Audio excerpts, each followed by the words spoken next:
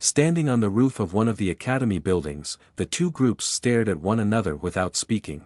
The situation had already been tense, and Jornak's threats only made it more uneasy and unstable. Zorian suspected that if one of them made a single suspicious move, the other side would attack and the whole meeting would instantly degenerate into violence. Probably the only reason that hadn't happened thus far was that both sides realized they couldn't meaningfully hurt the other. They had picked this place for a reason. It was too exposed, too close to powerful mages standing watch, and too heavily protected by a warding scheme that neither side was keyed in on. If a battle were to start, it would be hard to deal a finishing blow and decide anything. Even if one side gained the upper hand in the fighting, there was no way for them to keep their opponents from simply running away. They would just be revealing their trump cards and making outside observers even more aware of the secret war being waged all around them. Zorian watched the stone token in Jornak's hand while considering his threats in his head. The wraith bombs were kind of expected, though Zorian did not really think they would be using them outside of Scioria.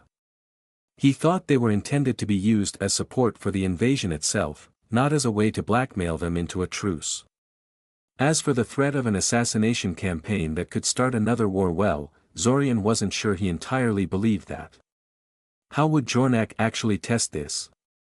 Zack never mentioned any sudden wars erupting in the time loop, and he surely would have if he witnessed any. In Zorian's opinion, Jornak was just making an educated guess, based on the various information he gathered in the time loop, and it was an open question what would really happen if he were to kill a bunch of really important people in quick succession. Then again, during that fateful incident where Quadikikl tried to mutilate Zack's soul and brought Zorian into the time loop, Zack ended up in a coma for quite a few restarts, and it was very likely that Zorian spent a number of restarts in a similar state as well. Perhaps it was during some of these lost restarts that Jornak tested such large-scale schemes for viability. And then there was Oganj, the infamous dragon mage that had killed an entire army and one of the Immortal 11 sent to deal with him, the terrifying dragon that had menaced northern Altazia for centuries now. Zorian was a little mystified why Jornak was invoking his name so smugly. Sure, Oganj was an immensely powerful opponent, even by dragon standards, but hadn't Zack already killed him once? He distinctly remembered Zack going through a great number of short restarts in order to see. He glanced at Zack again. His friend did not seem as calm about Oganj's involvement as Zorian thought he would be. What am I missing here? Zorian asked Zack, sending him a telepathic message. Didn't you already prove you can best Oganj? I'm not even sure I could repeat that feat inside the time loop, let alone here in the outside world, Zack immediately sent back. Are you saying you winning was a fluke? Zorian asked, surprised. It wasn't a fluke, Zack responded, sounding faintly outraged in his thoughts. I beat Oganj fair and square. However, I kind of brute forced things and took advantage of the fact I could learn from our fights and Oganj couldn't. Unless I caught him off guard, unless I timed things just right, unless I knew what spells he usually uses and counters my moves with, I'm not sure I could beat him in a straight fight. Zorian did not often hear this kind of admission from Zack. If there was anything that Zack was good at, it was a straight fight. Then again, his main advantage, his massive mana reserve, was not as big of a deal against a dragon as it was against human mages. All dragons had impossibly huge mana reserves by human standards. Is Oganj more powerful than Quadikikl? Zorian asked. Not even close, Zack said immediately. He doesn't have the huge variety of spells that Quadikikl does, his body is too large to teleport around easily, and if you kill his body, he will actually die. The old bag of bones is still the toughest opponent I ever faced. Still, Oganj is incredibly powerful. Even worse, he has students. Students? Zorian asked curiously. As in, dragon ones? What else? Zack responded. Even though dragons are usually solitary, dragon mages had to find a way to pass on their skills to a new generation. Otherwise, their traditions would never spread and would eventually die out. For that reason, all dragon mages occasionally take a young dragon as a student to pass on their teachings. Usually a dragon mage will only have one student at any particular time, but Ogange is more powerful and confident than most dragon mages. He currently has 2 students. Crap. 3 dragon mages, he lamented. Even if the 2 students were mere beginners, this is still bad news. 3 dragons working together was already a cause for panic for most people. Having them all be dragon mages as well made a terrifying group that would give even Zack and Zorian pause. Are you done talking to each other? Jornak suddenly asked. Just so you know, when I say I can get Ogange and his group to work with me, I don't just mean his 2 students. You see, Ogange has been making connections with other dragon mages, and even regular dragons. You may not know this, but human-dragon relations have been steadily becoming worse lately, what with Eldamar and other northern countries constantly pushing deeper into the wilderness with their colonists. As solitary as they are, dragons are still intelligent beings and they can see where this is going. Some of them have been wondering if they should temporarily band together to halt or at least divert human advances, and Ogange is something of a logical figure to rally around in that case. If he moves against Eldamar, there could be as many as 20, or even 30 dragons following behind him. Zorian couldn't help but twitch at the explanation. His first instinct was to dismiss Jornak's claims as pure fiction, but there were precedents for large-scale dragon attacks happening. Usually when humans attacked dragon nesting grounds or killed too many dragons in too short of a time, but still. And 30 dragons? That would take an entire army to stop, except that an army was a lot less mobile than a group of 30 dragons, which meant Ogange's group could advance practically unchallenged through Eldamar's territory, laying waste to all they encountered and simply fleeing whenever they were confronted with a force big enough to deal real damage. It would take an entire group of ultra-powerful mages to counter such a flight of dragons, and assembling such a group would take months. If Eldamar was simultaneously suffering from assassinations of its prominent leaders and the entire continent was teetering on the brink of another war, it was questionable whether it would be assembled at all. It was interesting, though. Some dragons had friendly relations with humans, but Ogange wasn't one of them. Considering his antagonistic past with humanity, it couldn't have been easy to convince him to work with Jornak. Still, Zack was adamant that the stone token in Jornak's hands was Ogange's calling card and was genuine. That meant he probably did reach some kind of agreement with the old dragon mage. It was becoming apparent that, while Zack and Zorian had largely focused on accumulation of personal power and skills, Jornak had spent most of his time trying to investigate the various states and organizations in their surroundings in order to figure out how to manipulate them. Probably a smart decision, considering he wanted to enact some kind of grand change in the entire continent and possibly create his own version of the Icosian Empire with him on top. Personal power alone couldn't do that. Thinking on it some more, it was likely that Jornak's focus on recruiting others to help him originated from pure necessity. If he had started off as a temporary looper, like Zorian suspected, it made sense that he was focused on trying to leverage people around him to accomplish his goals. He was not a master mage, and he'd had a limited amount of time to work with, so slowly training to become good enough to accomplish things himself had not been a possible option. You know, nothing you said really addresses my question from earlier, Zorian pointed out to Jornak. Delaying the conflict until the summer festival does not benefit us in any way. You and Silver Lake will die if you can't release the primordial before the deadline, and you can only make an attempt on the day of the summer festival. So it makes sense that you want to postpone the conflict until then. However, Zack and me have every reason to push things and try to resolve things sooner. Nothing you said changes that. In the end, all you did was name a bunch of threats and try to blackmail us into agreeing to a terrible deal.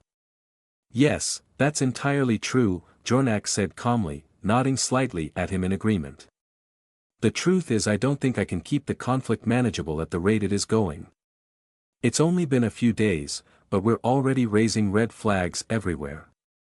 At this rate, we're going to end up dragging the Eldamarian government into it whether we want to or not. Not even the local mage guild, subverted as it is, can fully suppress what is happening. And if that happens, then the release of the primordial becomes all but impossible to pull off.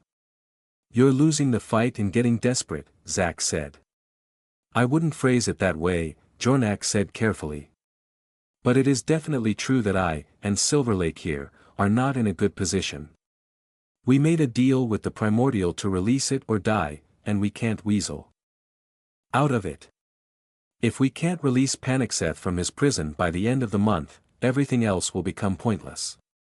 However, should everything really fall apart that severely, why wouldn't I drag you all down along with me? If you drive me into a corner like that, I will obviously turn to destructive and extreme methods.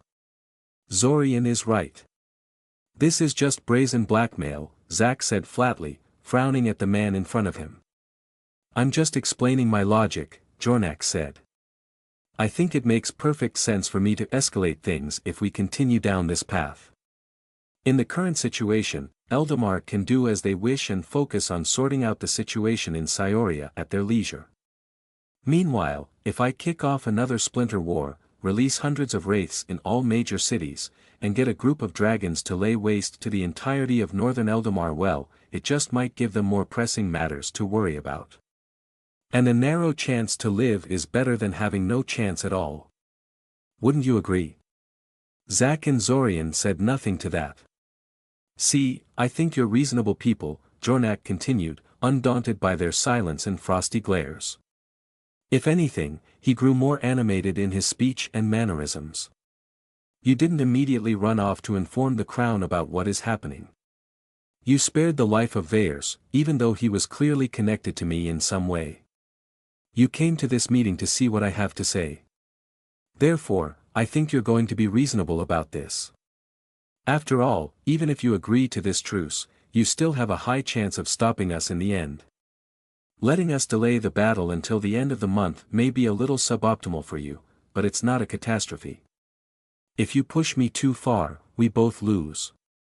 If the sides were reversed, would you take your own deal? Svim suddenly asked, interrupting his explanation. Jornak hesitated for a moment, mouth open, before his mouth snapped shut and he shook his head. Not a chance, he admitted. Silver Lake laughed at the admission, a sharp cackling laughter that somehow looked more appropriate on her old withered form than on her current young one. Then how can you call it being reasonable? Svim probed further. Because you are not me, Jornak said. I wouldn't accept it because I wouldn't care about the death and destruction, so long as I win in the end. I accepted this as a price for what I want to do a long time ago. You four. I'm guessing you are far more reluctant to make that sacrifice. He was probably right about that. If it were just Zorian and Svim making decisions, maybe they would have decided to cold-heartedly ignore the threats and continue pressuring Jornak and his group. Maybe. However, there was no way either Alanik or Zack would be fine with that. Especially Alanik, since he clearly cared a lot about Eldamar, not just the people, but the country itself, as well. For a while the scene was quiet, as Zorian and the rest of his group discussed the situation in front of them via telepathy. Jornak and his group were probably discussing something through magical means too, considering their body language and brief looks, though Zorian did not really know if they were using telepathy or something else. Probably something else, as all three were under the mind-blank spell. It was a good thing they had decided not to bring Spear of Resolve with them, he mused. Her telepathic prowess would have been largely useless against the people in front of them, and her skills at other forms of magic were relatively humble. She couldn't teleport away, or even just fly off into the distance.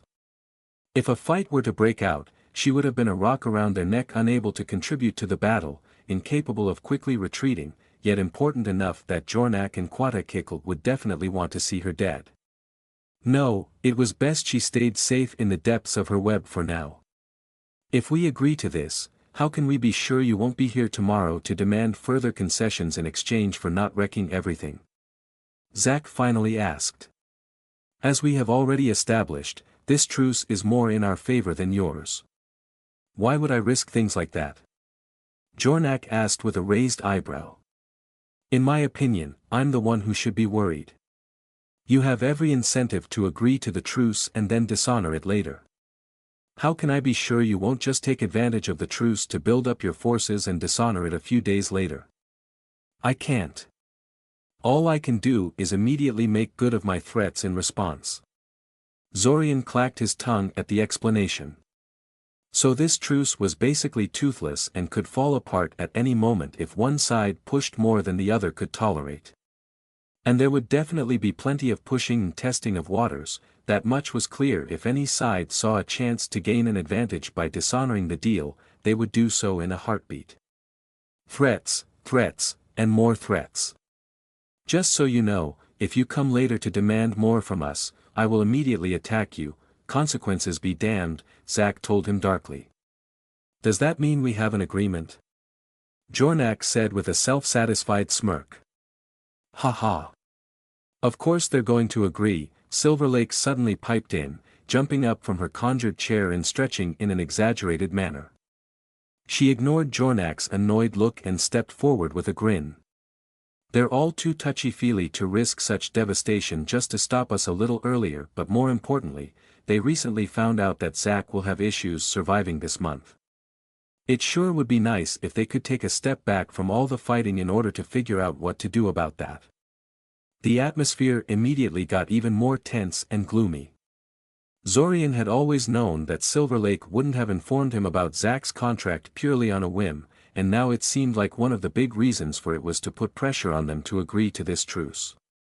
It was as Silver Lake said, they needed time and resources to figure out what could be done about this, and it would be hard to focus on this if they were constantly fighting their enemies during this time, spending their time, money, and mana on getting an upper hand. How did you even find out about that? Zack asked with a frown, directing his question at Jornak instead of Silver Lake. Clearly he felt the lawyer was the source of the information. I mean, even I didn't know I made a deal with the angels, so how? You did know, Jornak said, shaking his head. The angels didn't tell you who they were, but you are not completely stupid. Zack scowled at him but said nothing. There are only so many powers capable of doing what they did. You eventually figured out who it could be and raided church archives to see if they had records of similar deals being made. They did. In fact, they had examples of past angelic contracts, many examples. Even if none of them were directly applicable to your situation, they still held a lot of clues for those who knew how to read them. You brought them to me, and we worked together to piece together the general nature of your contract. I don't dare claim I understand it completely, since I've never seen the actual contract and you can't directly talk about it, but I know enough. Zorian wasn't surprised at this. Back when the angel they had summoned caused the contract to appear, he immediately noticed that the contract was written in very legal terms. More importantly, they were modern, familiar legal terms, the sort you would see in any sort of legal document in Eldamar. At first glance at least, the contract looked like something you might get if you visited a mundane lawyer in Scioria and asked them to write up a contract for a business deal or something similar. That meant the angels had lots of experience when it came to making these contracts. Zack shouldn't be the only person working under this kind of contract. There should be others. Perhaps many others, and not all of them could have a contract backed by divine magic.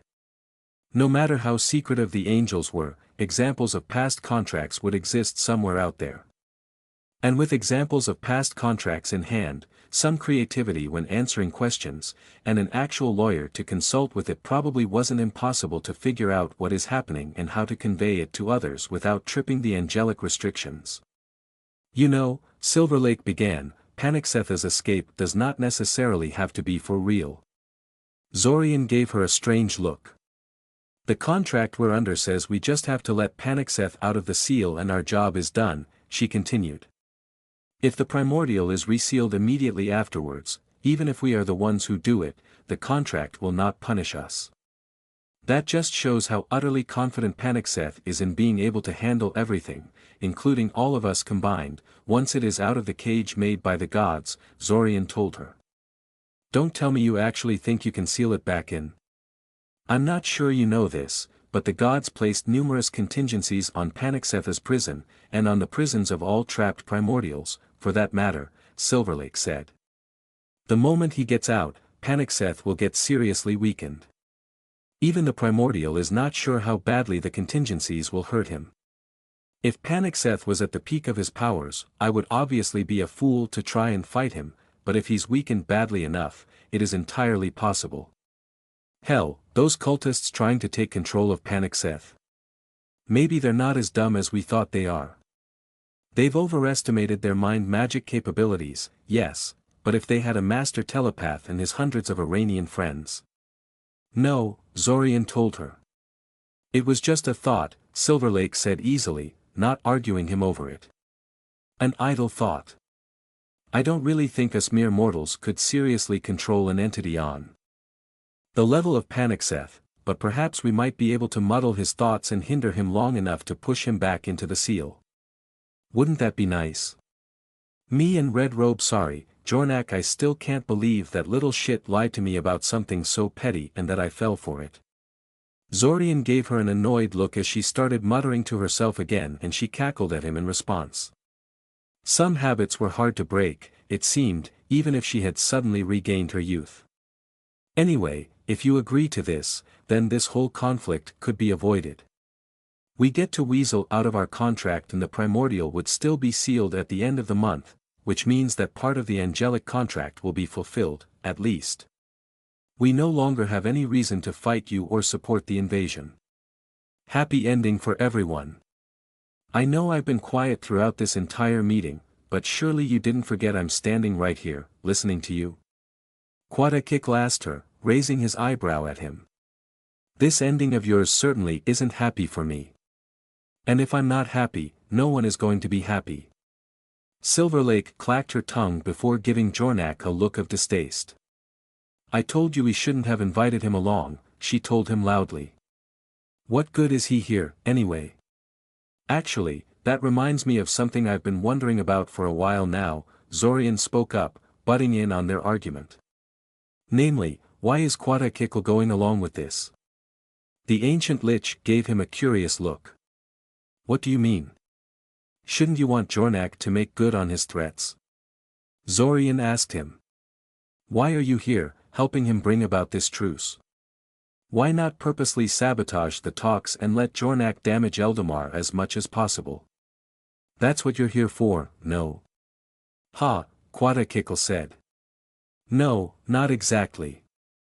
I'm trying to push the continent into something more favorable for Ulquin Abesa, not cause widespread chaos and uncertainty. Oh, right. I remember now. You're trying to install Fokrinia as the local hegemon, Zorian said loudly, pretending he was just loudly thinking. He made a couple of random gestures with his hands, which he hoped would look completely incomprehensible to everyone except Quatakikl. It was something he learned while traveling through Zlotic with Zak and Nialu, and should be completely opaque to anyone who has never been there. Still, weakening Eldamar and the surrounding countries can only help you in that regard. You seem to know a fair deal about me, Quatakikl noted, giving him a searching look. We must have interacted pretty heavily in the past.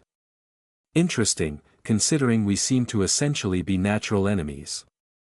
Anyway, I don't think I agree with you on this. Let's just leave it at that. Besides, why are you trying to convince me that I should start another continental war right now? Shouldn't that be against your goals? I was just curious, Zorian said, before falling silent. Jornak and Silverlake gave them both suspicious looks, faintly aware that something more had been said between the lines of that conversation, before shrugging it off and continuing with the negotiation. The meeting lasted for another hour, most of which was spent making vague, and not so vague, threats towards one another, but eventually they reached an agreement of sorts. There would be a truce. How long it would last, Zorian wasn't sure. He would be first to admit that he intended to dishonor it the moment he saw a good chance to do so. He was sure Jornak and Silverlake felt the same way. For the moment, though, open conflict between the two groups was put on hold. After everyone left, the roof of the academy building remained dark and silent for a while before two people teleported on top again. One was Zorian. And the other was Quatakikl. So, the ancient lich began. What exactly did you invite me here for, Mr. Kaczynski? I'm going to try and talk you into giving up on this invasion, Zorian told him bluntly. Quatakikl raised his eyebrow at him. Continue, he told him calmly. Correct me if I'm wrong, Zorian began, but your current thoughts are that if the primordial is released and lays waste to our surroundings, the angels are eventually going to stop it before it can do too much damage. After all, you have seen the might of the angels personally, and you are certain they can do it. So unsealing Panicseth would destroy Scioria and deal a lot of damage to Eldamar, but it would have no real effect on Oquin Ebesa or even the Altasian continent as a whole. The ancient lich stared at him silently for a second. I'll repeat what I said earlier. You seem to know a fair deal about me. Curious. Very curious.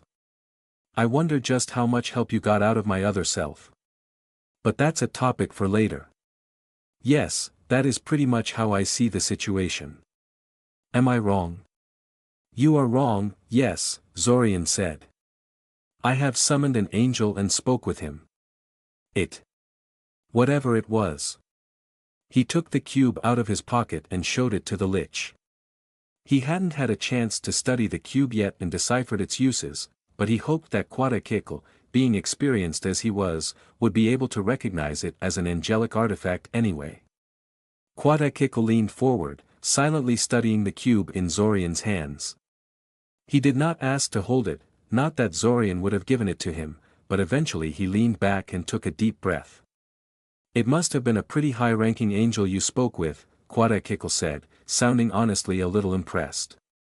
Then again, considering what kind of situation you are involved in, I supposed it's to be expected. The angel told me about the contingencies that Silver Lake had spoken about earlier.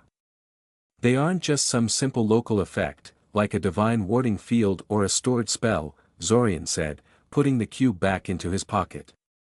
They are security measures woven into the core of the world, and triggering them could have effects that would be global in scale. I'm not sure how far-reaching the effects would be, but there is absolutely no guarantee that Oquin Ebesa would not be affected. Quatakikl frowned at him slightly, not saying anything. Just as importantly, continued Zorian, if the primordial is released into the world, the angels will be given free rein to descend into the material world and intervene directly to stop the primordial. At that point, they also intend to get rid of all the loose ends wandering around. Like a bunch of people that escaped from the time loop into the real world, or that one annoying lich that made the whole thing possible to begin with. I see, Quatakikl said calmly. You're saying the angels will go after me if I help release the primordial? Yes, Zorian confirmed. The lich stared at him intensely, as if trying to look into his soul to see if he was telling the truth. Zorian's posture remained relaxed and his eyes stared right back at the undead mage in front of him. He was too old and experienced to be unnerved by something as simple as that. I think you're exaggerating things, Quatakikl finally said, looking away from him for a moment and thoughtfully tapping his finger against his leg. Yes, there is certainly a danger of that happening, but angels are laboring under many restrictions. In any case, if I were that skittish about taking chances, would not be where I am right now. A big part of why being a lich is so great is that you can take crazy risks without dying for good. Zorian frowned. Truthfully, he did not really think he could convince Quatakikl to just give up on the invasion and go home, but he didn't expect the lich to dismiss the threat of angels so readily. Then again, he was right about liches like him being uniquely suited for taking risks. They had their own personal resurrection point. It was almost like being a time looper, in a way. Oh well. It was worth a try. Don't say I didn't warn you, Zorian said, shaking his head. He turned to leave. You intend to evacuate your loved ones to Koth, at the Terramachula estate, right? Quatakikl suddenly asked him. Zorian jolted into full alertness, spinning around to face the lich. He gave him a shocked, searching look. Don't look at me like that. Silver Lake knows about it, so obviously me and that Jornak fellow also know, Quadakikl told him bluntly. Don't do it. Jornak has somehow managed to reverse engineer my permanent gates within the time loop, the thieving wretch. Even as we speak, he is sending a simulacrum to Koth to build a gate there. If you dump all your people in Koth, they will not be safe. You'll just place them all in one spot so Jornak can conveniently capture them all in one fell swoop. Then he'll have a whole bunch of hostages to threaten you with. Why, began Zorian. I don't like him, Quadakikl said. Besides, he's trying to become the overlord of the entire continent. While I want to say he's an arrogant idiot who bit off more than he can chew, the truth is that this time loop you all underwent is one hell of a boon. If he's right about the first emperor of Icosia using the same method for his ascent to power, then I cannot afford to dismiss his ambitions as a mere delusion. I'd prefer to have him dead by the end of all this, even if that means you emerge victorious as a consequence. At least you and Mr. Novita have no political ambitions. And if that causes your own invasion to fail? Zorian asked curiously. You agreed to this truce partially because you know you still have a good chance to win, even if you take a handicap like that, the Lich said. I believe the same about my chances. We'll see each other on the battlefield, Mr. Kaczynski. Before Zorian could say anything else, Quadakikl was gone. Not long after the end of the meeting, Zorian went to meet with Spear of Resolve. Part of that was to inform her of what had happened there. Although it was decided she would not participate in the talks, she was still a crucial part of their forces and someone who knew about the time loop. Additionally, she and her Irania normally constantly pressured the invaders and their cephalic rat allies, so it was important he told her about the truce as soon as possible. However, if anyone from their group were to see them at the moment, they would be shocked at what they were seeing. Zorian and Spear of Resolve were not meeting each other in the dark tunnels beneath Scioria. Instead, they were walking through Scioria's main square in plain view of everyone. Throngs of people of all ages wandered around the place, laughing and talking and arguing, but none of them paid much attention to a teenager and a huge jumping spider walking beside him. Some of them glanced curiously at Spear of Resolve. It was clear they could see her, but then they just continued on their merry way, completely unconcerned by the giant spider wandering around the town square. Some children running past them accidentally dropped a ball near her and she deftly stopped it with her long, hairy leg. Those spider limbs were more dexterous than Zorian gave them credit for and lightly sent it back to them. They awkwardly thanked her for returning the ball to them and then ran off while loudly arguing about something completely unrelated. This is an interesting experience, Spear of Resolve commented, watching them fade into the throng of people surrounding them. She was talking vocally this time, making use of a sound spell, rather than speaking to him telepathically. Anyway, back to our current topic. No, I don't think there was anything else you could have done. You could have just refused the truce, of course, but I have no doubt our enemy would have done as he promised. Personally, I am glad that crisis has been temporarily averted. Why? Zorian gave her a curious look. None of the threats would really affect you and your web. The wraith bombs terrify me, Spear of Resolve confided. I had the misfortune to meet one of those things once. They can pass through solid stone and they only have to brush against you to do serious damage. They aren't immune to mind magic, thankfully, but they are highly resistant to it. Having hundreds, or even thousands of those things prowling around through Scioria's underworld would essentially guarantee our extinction. Ah, nodded Zorian. Yes, that makes sense. Still, while I'm glad we delayed a disaster, that's all this is. A delay. Even if the truce holds, we still must figure out a way to counter his threats before the end of the month, Spear of Resolve continued. I'm sure you realize this, but this man is guaranteed to use these things in the end, no matter what deal was struck. A massive flock of pigeons suddenly flew overhead. Some of the birds flew low, speeding right past Zorian and other nearby people, narrowly swerving left and right to avoid hitting anything. People around them stopped and pointed, animatedly discussing the disruption, but Zorian and Spear of Resolve just kept walking. Eventually, the two of them left the town square and walked into a nearby street. They entered into a nearby restaurant and decided to sit down for a while. Of course, the chairs were designed for humans and not very convenient for Spear of Resolve. Thus, they called the staff and got them to place a stack of wooden boards on top of the seat, so that the Arania could stand on them and still be high enough to interact with the table, and Zorian, properly. So, Zorian then began. How many Arania in your web know about the time loop, anyway? Pretty much all of them, Spear of Resolve said, curiously tinkering with the plate, metal utensils, and glass placed in front of her. Zorian sighed heavily. Of course. Sorry, she told him. She didn't sound very sorry, in all honesty. Word spreads around fast among us. Especially if it's something so strange like time travel. It was inevitable that it would become known by everyone by now. What if you asked them to subject themselves to memory modification? Zorian asked. Spear of Resolve was silent for a while. It would be difficult, she eventually said. But possible? Zorian asked hopefully. Potentially possible, she admitted reluctantly. There have been events where the entire web agreed to have memories of a certain incident erased for this or that reason. It is always a controversial decision, however. I would have to burn through a lot of social capital to make it happen. And for what? As things currently stand, our sacrifice will not save your friend. What about that unkillable lich that you never really managed to kill? What about Svim and Alanik?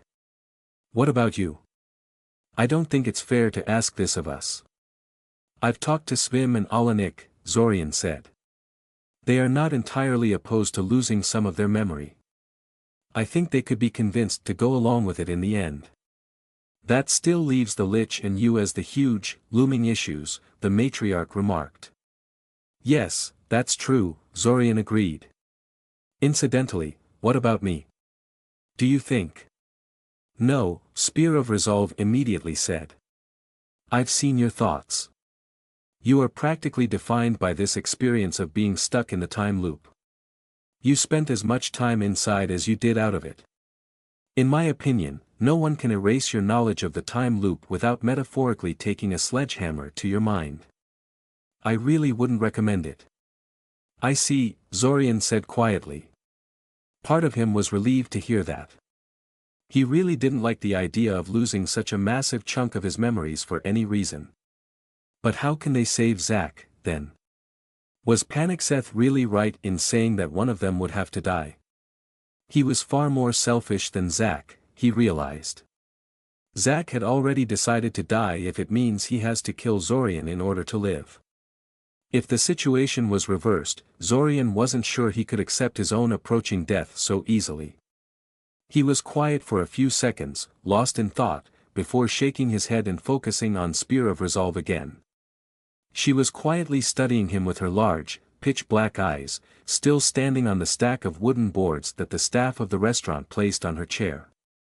The nearby waitress asked her if she wanted something to drink, undaunted by the fact she was talking to a giant spider, but the matriarch politely refused her. Anyway, Zorian suddenly said, sweeping his hand around them. What do you think about all of this? What, the city and the restaurant? Spear of Resolve asked. Zorian nodded. It's nice. Novel. Nothing jumps out at you, he asked with interest. You mean, other than the fact people around us are ridiculously accepting of me, the matriarch asked rhetorically. Well, there are a few minor details here and there. The vibrations I'm sensing through my feet do not quite match up with what I'm used to, and it's sometimes obvious that the conversations in the background are pure gibberish if you listen to them closely, but otherwise it all looks very convincing. Recreating exotic senses like your tremor sense is a pain in the ass, Zorian admitted. I did my best, but I'm not surprised I didn't quite succeed. I'm honestly shocked that you managed to make all this so convincing to my Iranian senses, the matriarch said. It's not just a matter of mind magic skill, you must have a very firm grasp of our perspective of seeing the world to succeed at this. I'm guessing you read many Iranian minds inside the time loop.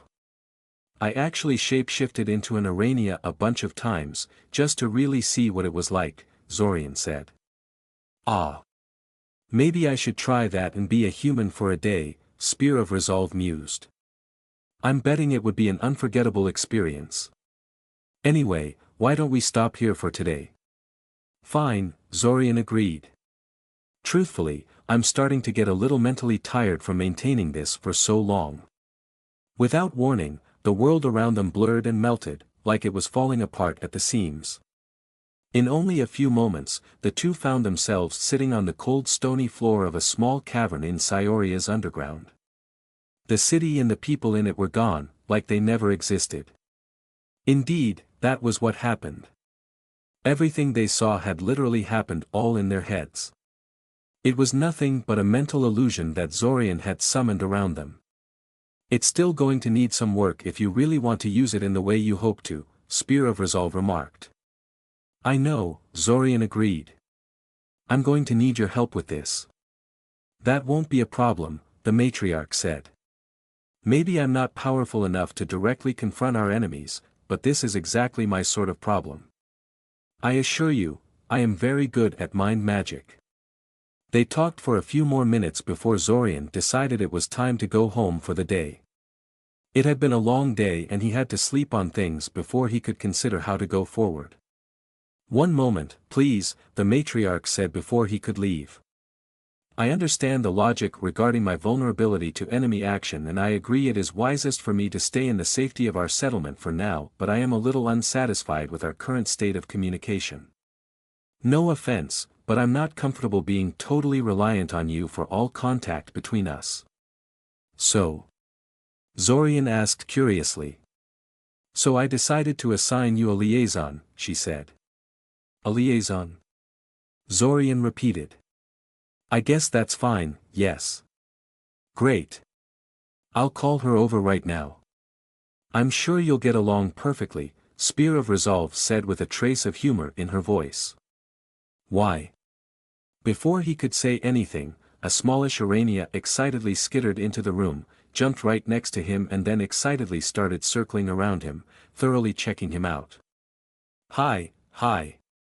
A cheerful, bubbly voice suddenly sounded in his mind. I'm enthusiastic seeker of novelty, but you can just call me Novelty. Do you want to be my friend? After the two groups of time travelers agreed to the shaky truce, the daily fighting stopped and the situation in Scioria stabilized. Zack and Zorian no longer sent their simulacrums to raid invader bases and assassinate their leaders, and the invaders seemed to have no interest in testing their luck with them. Zorian had been worried that their enemies would try to strike at them indirectly, perhaps by sending the law enforcement after them or by attacking targets technically unrelated to them, but fortunately, they did no such thing. Not that the two groups were entirely ignoring each other just because they weren't fighting, of course. Zack and Zorian were constantly monitoring invader movements, trying to figure out what they were doing and what their secrets were. Where they had placed all those wraith bombs Red Robe was threatening them with, for instance. Red Robe and his allies were similarly spying on them in return. Although both groups were clearly aware of each other's surveillance, there was an unspoken agreement that this was perfectly acceptable and the truce continued. Even though this was just the calm before the storm, Zorian found himself kind of enjoying it. Too many things had happened recently, barely days apart from each other, and he had never really had time to sit down and process it all properly. They'd failed to get their group physically out of the time loop, and he ended up killing his old self after entering the real world. Zack had almost died at the start of the month, and he was certain to die at the end of it if they couldn't find a solution to the angelic contract he was working under. He doubted he would figure out something insightful about that just because he spent a few days mulling things over, but it would make him feel a little better, at least. Of course, he couldn't really justify wasting time right now, truce or no truce. Things still needed to be done, preparations made. Thus, he decided to simply spend more time in his workshop, building up his arsenal of bombs, golems, and magical devices. Something that was both useful and relaxing. He had actually wanted to set aside more time for magical artifice for a while now, but the frantic pace of their activities in these past few days made that all but impossible. Just building enough simulacrum bodies and equipping them for the daily skirmishes was challenging enough. In any case, Zorian was currently sitting in his workshop, a spacious room in the Novita mansion that Zack had generously donated for his purposes, and staring at a shiny metal plate in his hands, considering things. The large wooden table in front of him was an absolute mess of tools, half-processed materials, technical reference books, and hastily drawn blueprints that probably only made sense to him and no one else. The rest of the room was not much better. Tall, dangerous-looking golems stood lined up next to one of the walls, some of them with gaping holes in their chests, still missing critical components before they could be completed. A stack of small metal cylinders densely covered in glowing lines and magical glyphs lay seemingly forgotten in one of the corners. Zorian glanced at the half-finished construction on the table in front of him before returning his attention to the metal plates in his hand. The device he was building was still barely formed, but a perceptive onlooker would be able to puzzle out that it was a fairly large and very complicated cube. The center of it consisted of several rare and expensive crystals, which were then surrounded by a plethora of gears and interlocking pieces of metal, wood, and stone. Most of it was already done, just waiting for him to put it all together and cast the necessary spells, but he still had to make the outer chassis of the cube. "What are you making?" a cheery, excitable voice suddenly sounded in his mind.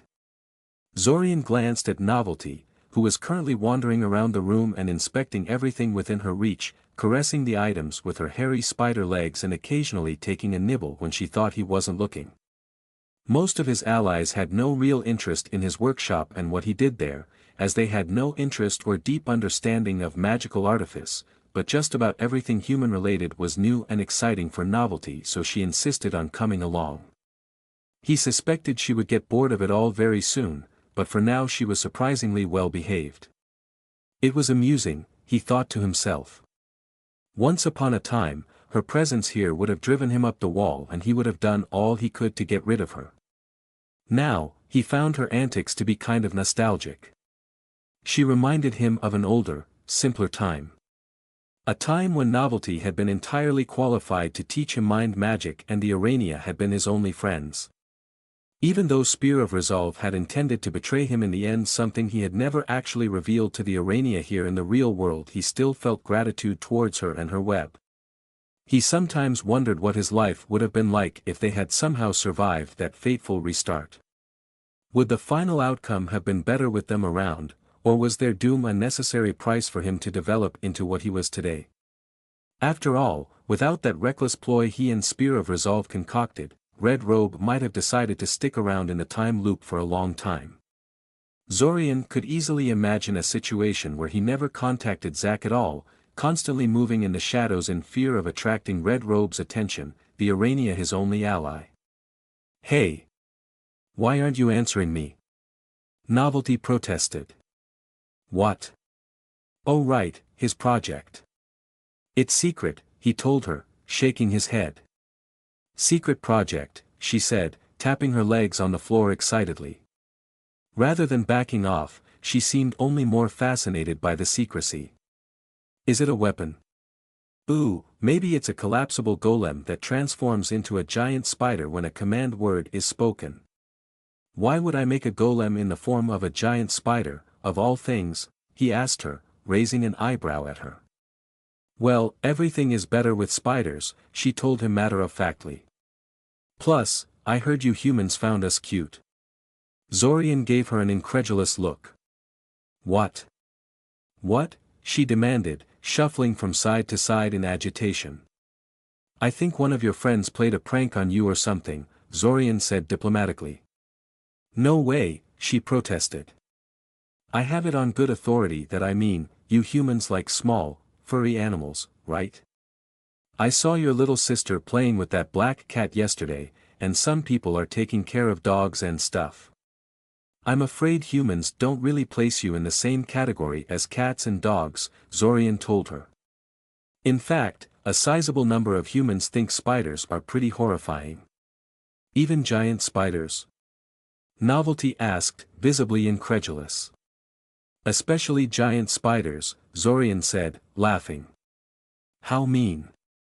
Novelty whined, her entire body vibrating in a clear show of annoyance. Idly, Zorian wondered if painting Novelty pink and wrapping her in ribbons and glitter would make her cute enough for people to coo over. He could probably talk Novelty into going along with it. Well. Something to think about if they managed to survive the month. Fortunately, Novelty got over the incident very quickly and continued her exploration of Zorian's workshop instead of brooding over the whole event. Zorian left her to her exploration. He closed his eyes for a moment, took a deep breath, and when he opened his eyes again the metal plate in front of him was densely covered in spell formula markings. They weren't real, of course. The whole thing was just a mental illusion, a visualization of what the end result would look like based on his plans. Spotting a few possible flaws and failure points, he quickly went through a lengthy series of complicated calculations inside his head, almost instantly calculating problems that would have taken another spell formula crafter an entire afternoon of diligent calculation using pen and paper. The visualization of the end result blurred for a moment and then shifted into a different configuration that took these new calculations into account. The process repeated itself several times, gradually refining the design. Most other artificers would have to spend a lot of time and mana making test plates and waste hours upon hours every time something had to be recalculated or adjusted, but Zorian's mental enhancements allowed him to sidestep most of that process. Of course, all this work wouldn't even have to be done if it weren't for the fact that he had lost most of his spell formula blueprints while crossing over into the real world. So much work lost. Thankfully, spell formulas were one of the fields he was most confident in. He suddenly realized Novelty was poking a small metal sphere he left on a nearby chair. He pointed his hand towards her, causing invisible waves of telekinetic force to seize her entire body, and then gently but firmly dragged her away from the offending object. Don't touch that, he told her verbally. It's dangerous.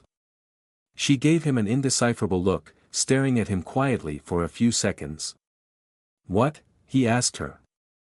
You're pretty scary, she told him. I didn't even see you cast anything. You just casually pointed at me and I suddenly couldn't move. And then you just dragged me off like it's nothing. I thought mages like you needed to mumble and wave when they do their weird human magic. They do. I'm just very, very good at this, he told her. Though this did remind him that he needed to curb these kinds of moments as much as possible, since this kind of casual use of unstructured magic was not something a teenage mage like him should possess. Holding back for years and years was going to be hard. How did you even know what I was doing? She continued. Your back was turned. I'm sure of it. This whole room is crisscrossed with a mesh of hair-thin mana thread centered on me, Zorian told her. Whenever you pass through them, I can sense it. Like an invisible web, she asked. Yes, exactly, he agreed. It was a detection trick he had learned at some point in the time loop, inspired by Taven's old trick of flooding her surroundings with her mana to detect hidden attacks and enemies. He didn't have the mana reserves to copy her trick exactly, but he didn't really have to. Shaping the mana into a mass of threads was much cheaper than simply flooding every nook and cranny with his mana, yet just as effective for his purposes. The only downside was that this kind of detection web required insanely good shaping skills to execute, but that was not really something Zorian had trouble with. Scary, she repeated unhappily. She glanced at the metal sphere she had been poking before he stopped her, and then gave him a speculative look. So what's that thing anyway, she said, pointing at the small sphere with one of her legs. You didn't complain when I was touch air, I mean looking at the other things in the room, but you immediately reacted now. What is it? It's a hollow metal sphere holding a pocket dimension inside, he told her. It's supposed to suck in and contain a creature inside. Like a portable prison for powerful monsters. I don't understand, she complained. That's meant to capture people. But it's so small. I'd never fit inside. Oh, right? Not everyone was familiar with the concept of expanded spaces and pocket dimensions and whatnot. It's bigger on the inside than on the outside. There is an entire room inside that little metal ball. You'd fit in just fine, he explained. Novelty was quiet for a second, trying to process this. Oh. How weird, she eventually said. You shouldn't leave it lying around like that, then. What if someone stumbles upon it when you're not around and gets sucked in? They could starve to death before you remember to check inside. Give me some credit. I did put some safeguards on it. It's just that it's meant specifically for capturing giant spiders, so I'm not sure if the safeguards would work properly for an Arania like you. I kind of forgot I left it lying around when I let you come today, Zorian explained. Oh. Wait, why are you making tools for capturing giant spiders? Novelty asked, suddenly sounding concerned. It's a secret, Zorian said. It has nothing to do with Arania, though, so you can rest easy. Plus, if he wanted to deal with the Arania, he wouldn't need to resort to such complicated and expensive methods. But he didn't really say that out loud. Novelty already thought he was scarily powerful. After all, no need to feed her paranoia further. I kind of want to get inside now to see what it's like, Novelty eventually admitted, staring intently at the sphere. Zorian snorted at the admission. And here he thought he was scaring the poor thing. Nosy little spider couldn't resist sticking her legs and fangs absolutely everywhere. It's meant to be a prison, so it's pretty bare, Zorian told her. Wait a few days and I'll show you something similar on a far larger, more interesting scale. There is an entire palace in there. And princess. I guess I can introduce you to her at that time. Princess. You know royalty. Novelty said, sounding very fascinated. Princess isn't really an officially recognized ruler of any place, but she's very majestic. Very memorable. I'm sure you'll be suitably impressed after seeing her, Zorian said, smiling evilly inside. Ha! You know, you're pretty nice to me, Novelty remarked. Yes, I'm a pretty great guy, aren't I? Zorian indulgently agreed. Did we know each other? Before, I mean. In the future? I mean this is so confusing, you know what I mean. Novelty fumbled, waving her front legs in front of her frustratingly. Zorian tapped his finger on the table thoughtfully. He never actually told the Arania the fine details about what happened in the time loop, and definitely didn't mention Novelty, as she wasn't terribly relevant in the grand scheme of things. What gave you that idea? He asked her. It just seems like you know me a little too well, she said. It's true, isn't it? We totally knew each other in the future you came from, didn't we? You taught me mind magic a few times, Zorian admitted. I was your teacher. Novelty said incredulously. If she was human, she would have probably gasped. But that means I wasn't just your friend, I was your senior. You should be paying your respects to me. Keep dreaming, Zorian said. It was just a couple of basic lessons, and you're younger than I am. The Matriarch said you don't even qualify as a real adult in human terms, whereas I already went through the maturation ceremony. So there, Novelty insisted stubbornly. She almost immediately drooped down in an exaggerated gesture of defeat, though. Though if I were honest, I kind of want you to be my teacher instead, she admitted. I kind of want to try learning human magic, and you're the only human mage I know, so you'd be willing to help your future teacher out, wouldn't you? Sure, Zorian shrugged. I already have a huge list of people I need to help out once this is all settled. What's one more person on the list? You're going to have to wait for this month to end, though. Yes, she cheered. I'll wait. It's totally not a problem. Patience is my best feature. It took an inhuman amount of self-control for Zorian not to roll his eyes at her. What? She demanded. Liar, he told her flatly. How can you talk like that to your teacher, she complained. Kids these days, no respect. Zorian blocked her out and turned back to the metal plate on the table in front of him. In a small but familiar tavern in Scioria, Simulacrum number 3 sat alone in a corner, curiously studying his surroundings. The insides of the tavern were dark, the air stale, but the place was still familiar to the Simulacrum even after all these years. This was the tavern where he used to talk with Haslush etc., the detective who taught him divination way back when he had still been a novice mage. Now, he would be meeting his old divination teacher again, this time in the real world. He was disguised for the occasion. At the moment, the Simulacrum looked like an older middle-aged man, with graying hair and a bushy, prominent mustache. A formal brown suit, a weathered wooden cane, and a roll of yesterday's newspapers completed a picture of a regular, nondescript man that he hoped wouldn't attract too much attention. However, based on the frequent glances he was getting from other people, he was pretty sure he failed at looking like he belonged here. It was likely that regular visitors to this tavern already knew each other and that a newcomer like him was automatically noteworthy, or maybe he just wasn't as good at pretending as he thought he was. In any case, it didn't matter much, since he intended to discard this identity entirely after today's talk. Eventually a familiar man approached his table. Middle-aged, dressed in a cheap, rumpled suit and kind of unkempt, Haslush looked just like he remembered him. He scanned the tavern quickly, his eyes soon falling on the disguised Simulacrum. The Simulacrum met his gaze, and they stared at each other silently for a second. Haslush had a sleepy, lazy look on his face the whole time as he studied him, but the Simulacrum could see a trace of wariness bleed into his posture. The information provided by his empathy and soul perception reinforced this. Eventually, the detective averted his eyes, rubbed his nose for a second, and then casually ambled over to the Simulacrum's table. "Hi there. Do you mind if I sit here?" Haslush asked in a lazy voice. "Not at all. After all, I did ask to meet you here," the Simulacrum said. "Ah, so you were the one that asked to see me," Haslush said, nodding to himself.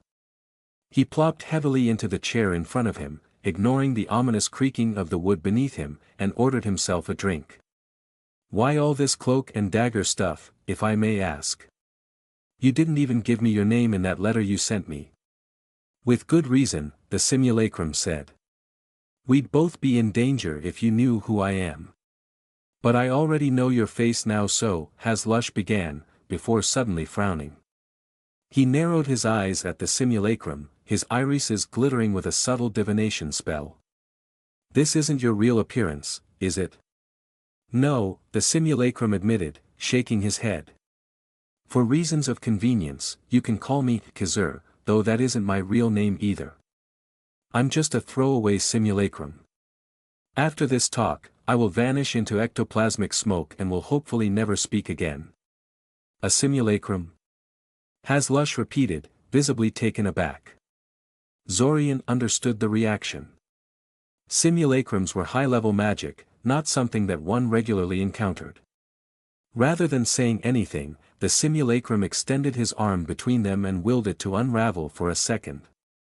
It quickly grew blurry and dissolved into a mass of glowing blue smoke, before suddenly reforming itself back into his arm. For this particular meeting, he didn't inhabit the usual golem body that most of Zorian's Simulacrums were equipped with these days. The fewer traces he left here today, the better. He was pretty sure he had covered his tracks well enough to stop Red Rogue from knowing about this meeting, but it was still best to minimize risks. "Well, I'll be damned. That's not a piece of magic you see every day, that's for sure," Haslush said, recovering his calm, lazy Ade. "Are you sure you got the right person for this, though? This sounds almost like a job for spies and crown agents, not little old me. I'm just your average detective, Mr. Khazur. For reasons that will soon become obvious, I can't contact anyone particularly high-ranked, or things will get really bad," the Simulacrum said. He took a large leather paper holder out of his jacket pocket, deliberately making the entire process visible to the man in front of him. Haslush's eyes widened imperceptibly when the Simulacrum retrieved a large object from a jacket pocket it couldn't possibly fit into. It was just a temporary pocket dimension, not even a permanent expanded space, but most people would have still never encountered that sort of thing in their entire life. More than even the simulacrum, pocket dimension creation was a rare form of magic. Please take a look at this, the simulacrum told the man, handing him a stack of pictures and documents before leaning back in his chair and patiently waiting. Haslush cautiously leafed through the papers, periodically frowning and tapping his fingers on the table. His expression worsened as time went by, and at some point he ordered some really strong alcohol to get through the rest, but eventually he skimmed through the whole stack. There wasn't enough time for him to comb through the whole thing, but even a casual glance through the documents Zorian gathered painted a grim picture. "This is insane," Haslush eventually said, downing an entire glass of hard alcohol and slamming it on the table in front of him. Some of the nearby tavern patrons glanced at them curiously for a moment. A full-scale invasion of the city with the local mage guild in on the whole thing? How can something like this be real? A conspiracy this grand and far-reaching should be impossible to pull off. The invaders are using permanent gates, a concept that has not been known to exist until now. On top of that, the local authorities have been hopelessly infiltrated and are working with the invaders to cover up the whole thing. "It's very real," the simulacrum said. "You're one of them, aren't you?" Haslush suddenly said. "A defector. That's the only way you could possibly know all this and have this much evidence." "I'm not one of them," the simulacrum insisted, "but they do have a certain amount of influence over me, or else I wouldn't be moving in the shadows like this. If I go public with this, the results will be disastrous." "Really?" Haslush asked, raising his eyebrow at him. "A mage of your caliber. I didn't say I would die. Of course I can always run away and hide. I said the consequences would be disastrous," the simulacrum clarified. "More disastrous than the city being invaded by monsters, demons, and the undead?" Haslush asked dubiously. "Yes," the simulacrum said. Haslush waited for a second, but the simulacrum didn't intend to clarify.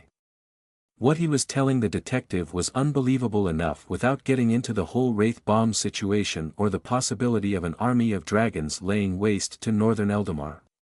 "Wouldn't the same be true if I were to make this public?" Haslush asked. "Yes," the simulacrum admitted. "To be honest, the enemy would instantly realize where you got your information from, so you trying to alert people to this would be no different than me doing it myself. Well, other than the fact you'd be much easier to silence than me." "Lovely," Haslush said calmly. "So you don't actually want me to make these documents known to anyone?" "I obviously can't stop you from doing what you feel is right," the simulacrum said. "But I wouldn't recommend it, no." "What do you expect me to do with this, then?" Haslush asked, waving the leather paper holder in front of him. He looked genuinely curious, rather than angry. The simulacrum was actually rather impressed with how Haslush was behaving. Most people were either stubbornly disbelieving or had trouble thinking straight when something like this was dumped into their lap. In fact, Haslush wasn't the first person they were contacting about this, and he wouldn't be the last, but he was the one who had had the best reaction thus far. This didn't mean he would end up being useful in the end, of course, but it was encouraging. "I don't know," the simulacrum said. "Although it may seem like I'm holding all the cards here, I'm actually not sure what should be done here. I'm not a professional spy or master manipulator. I'm hoping that you will know what to do with this better than I do." Haslush stared at him quietly for a second before leafing through the pages a few more times. It was just an idle gesture. The simulacrum could see he wasn't really reading things, just idly flipping through the documents as he mulled things over. He eventually snapped the paper holder shut and pushed it aside before massaging his temples for a bit. "This is insane," he said. "Yes, you already said that," the simulacrum noted. "Well, I feel like repeating myself," Haslush told him, giving him a weak glare. "I suppose this does help explain all the weird attacks and sudden deaths my department has been flooded with lately. Who else did you tell about this?" "What makes you think I told others?" the simulacrum asked, surprised. Who? Haslush insisted, not offering any explanations. The simulacrum eventually relented and gave him some names. Kylie and the other priests in the city, which were slowly being informed about the invasion. Some of the shifters living in the city whose children were going to be used in the ritual. A few other policemen and detectives Zack and Zorian had identified as reliable while inside the time loop. And so on. That's more people than I thought, Haslush noted. Aren't you afraid someone will talk? It's always a possibility, but I feel I judged people correctly, the simulacrum said. I'm a mind reader, after all. Haslush immediately graced him with a string of colorful curses before casting mental defense spells on himself. Of course you're a mind mage, too, the detective grumbled. Anyway, since you so graciously left it up to me to decide how to handle this, I will visit these people and see if we can figure something out. But if we decide to go higher with this information, then everything goes to hell, probably, the simulacrum said. Though maybe that would be for the best. I don't think there is a perfect answer to be had, here. Maybe triggering everything sooner rather than later is actually the right move, I don't know. Whatever you decide, I'll support you as much as I can, but I'm not all powerful. Don't be surprised if you end up dead after talking to the wrong person. I'll keep that in mind, Haslush said thoughtfully. I'm still not tired of living, I can assure you that much. Plus, I know better than anyone how disgustingly underhanded the Mage Guild can be about protecting people who really don't deserve state protection, just because they are useful in some way, but let's not talk about that right now. Do you have anything else for me? Yes, the simulacrum said, retrieving a paper envelope sealed with ornate red wax. Here, have this. What is it? Haslush asked, flipping the envelope curiously in his hands. Don't open this until the end of the month, the simulacrum warned him. Otherwise I will assume the letter has been compromised and abandon that particular place. That said, there is a key to a post office box inside. It's empty right now, but if the worst happens, there will be a package inside at the end of the month, explaining everything and containing some information to be distributed to various people. Insurance in case you die, eh? Haslush guessed. He casually stuffed the envelope in his pocket, carelessly crumpling it in the process. All right. Do you think? But the simulacrum was already unraveling, quickly becoming intangible ectoplasmic smoke.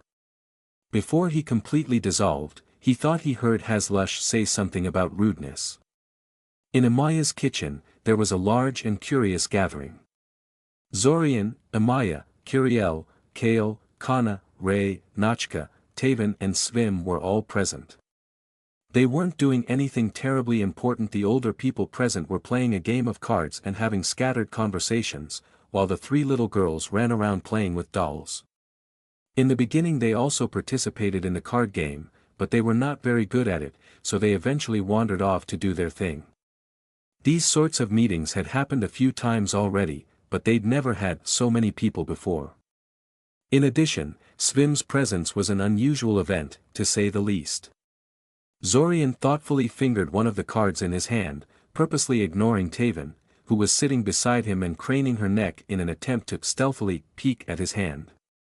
Times like this were a bit of a guilty pleasure for him, since they were entirely unproductive and he realistically shouldn't waste time on them. The reasonable response to Amaya's request to join them in their game would be to say he's busy and go back to analyzing Zack's contract again, but he was only human. Sometimes, he just wanted to play cards and relax, even when the fate of the whole city was at stake. Svim was present here for a reason, though. With the discovery of Zack's contract and the fact Red Robe was sending a simulacrum to Koth to take his friends hostage, he was presented again with the question of what to do about his friends and family in the upcoming invasion. He clearly couldn't leave them to wander the city on invasion day, ignorant of the threat. However, he also couldn't just tell them about the time loop and dump them all at the Terramachula estate in Koth. In the end, it was decided that Zack and Zorian shouldn't be doing the evacuation of all these people in the first place. Some people, Taven for example, reacted very poorly to Zack and Zorian revealing crazy powerful abilities that they shouldn't have, and others might refuse to cooperate with a bunch of teenagers trying to drag them off to a completely unknown place all of a sudden. It was better to have an adult in a position of authority to contact the people. Someone in on the whole story, capable of advanced dimensionalism, and respectable looking.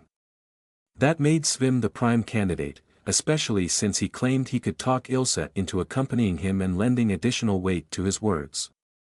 Ilsa was Amaya's best friend, so she would probably trust her if she said Amaya had accompanied them and hid for a few days.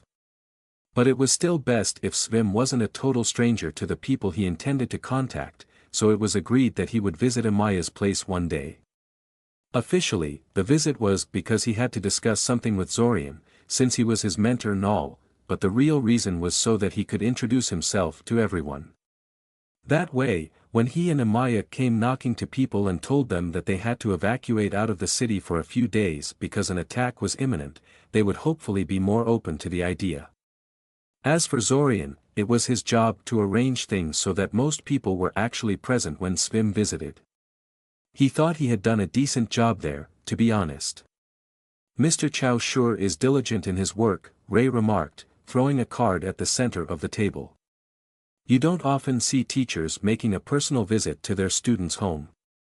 I only ever saw it once, and that was because the student in question had vandalized another student's belongings, not because of anything good. Then again, I did hear that Sayoria's Royal Academy of Magical Arts is on a different level than most places. I usually don't make this kind of personal visit, of course, Svim said, casually throwing a card of his own on top of hers. Zorian thought the man would be awkward or annoyed when presented with this kind of social gathering over a card game, but Svim showed no discomfort with the situation whatsoever. He wasn't exactly relaxed, but he gave off the same sort of severe, dignified atmosphere he always did. Sadly, most students today are very lazy and lack proper dedication to truly master their chosen fields. They want shortcuts and instant results, and the modern academy curriculum encourages that sort of attitude.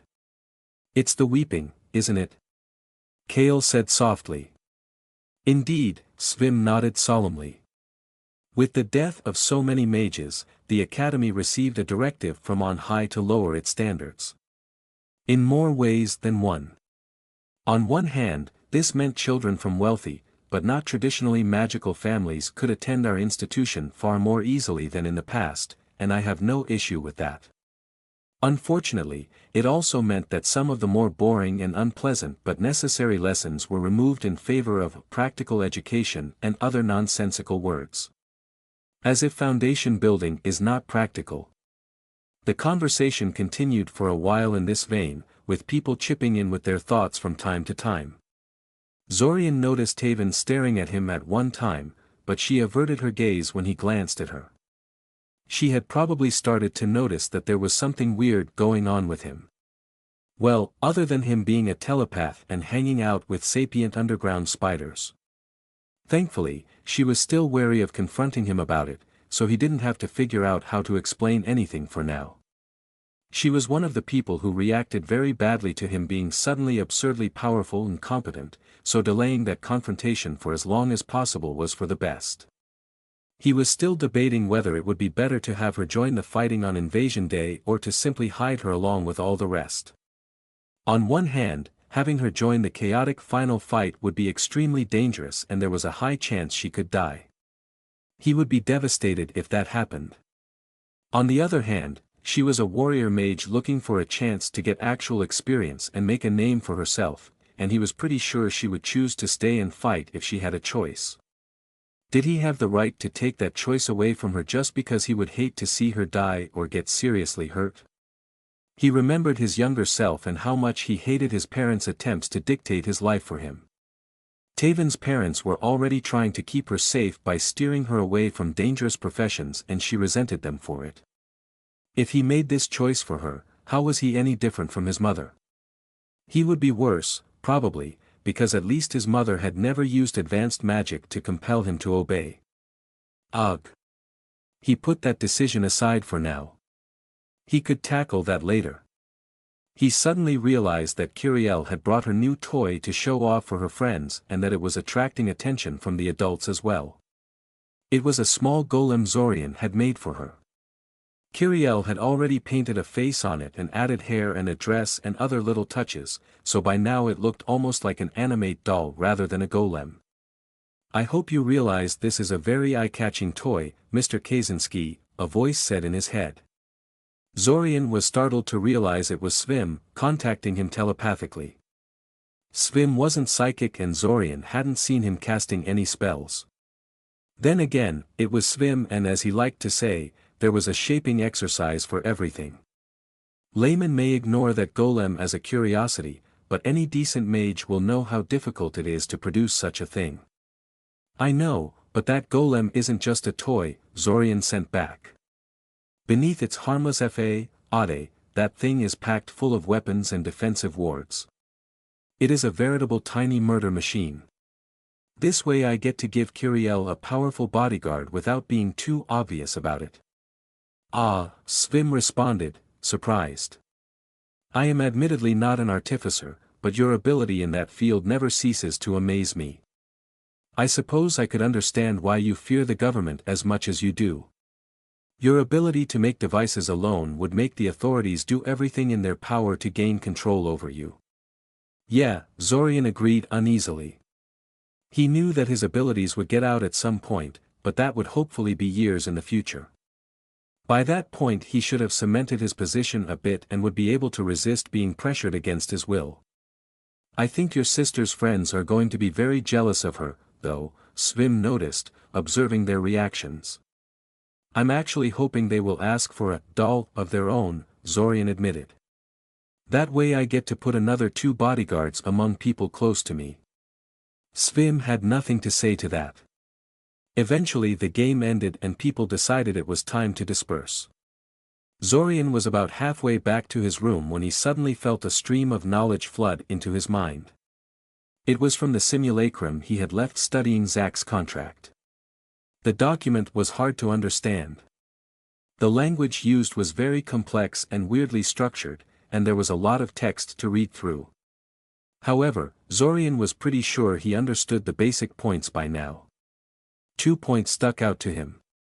One was that the release of the primordial was tied to the activation of the divine safeguards on its prison. If the safeguards activated before the month was done, regardless of the reason why, Zack was considered to have failed in his mission. Zack's perception did not matter here. The contract could detect the activation of the safeguards innately, and was apparently tied to them on some intangible level. Zorian could not detect this connection on Zack, but the contract claimed it existed, so it probably did. Divine magic was headache-inducing bullshit, anyway. Zorian suspected that this part of the contract was the core of it. It was clearly the most important part of it. It was defined near the very beginning of the document and had the most unambiguous terms. The second thing was the definition of time loop knowledge. Zorian had been hoping that enforcement of this clause depended purely on Zack's perception of what counted and what didn't, which would make it really easy to manipulate it through warping Zack's perceptions, but it wasn't quite that simple. The contract defined exactly what counted as informing people about the existence of the time loop. Telling people he was a time traveler, describing his experiences in such a way as to make it clear he had gone through the same month multiple times, describing future events in a way that made it clear he had already experienced them, all ran afoul of the terms of the contract. In fact, that part of the contract went into considerable detail to close any sort of loophole that would allow Zack to tell people about his experiences in the time loop. Even telling people he came from another world was not okay. It was obvious for a while now that the angels really didn't want anyone to know about the time loop, but reading the contract really drove the point home for Zorian. Which caused an ominous feeling to arise in his heart. After all, the contract had an expiration date. At the end of the month, it would dissolve and Zack would no longer be bound by it. That meant that after the month went by, Zack would be free to make his experiences as public as he wanted to make them. Were the angels really fine with that? The contract strongly suggested they weren't, but there was really nothing stopping Zack from doing just that. Maybe not immediately after the month ended, but as years and decades went by. A person might get tempted to write a book or something before he died. It would probably be very convenient for the angels if Zack and Zorian stopped Panicsepha's release, but perished sometime afterwards. His paranoia aside, the good news was that the enforcement of that particular clause of the contract depended entirely on Zack's own perception, just like Zorian suspected. Zack was the one who determined whether a violation of the contract had occurred or not. If someone knew about the time loop but Zack never found out about it, the contract would never know either. It pulled information straight from Zack's senses, thoughts, and memories. Zorian knew a couple of mental enhancements that might be used to manipulate that, but Zack's restrictions when it came to mind magic prevented him from teaching them to his fellow time traveler. Not that they had time for that, but still. Zorian had a feeling the mind magic restrictions weren't just due to ethical concerns. Curiously, there was nothing in the contract stopping Zack from doing what Zorian planned to do and just giving people research notes that they had written themselves. Even though such information was clearly made through time travel, and some of the more perceptive and open-minded recipients would probably realize they come from some future version of themselves, it wasn't actually against the rules. At least not to Zorian's amateur eyes. So long as the notes never said where they came from and only incidentally hinted at their origin, they were fine from the contract perspective. This was good, because Zorian had an important task to accomplish in the coming days. He had to talk to his older brother Daimen.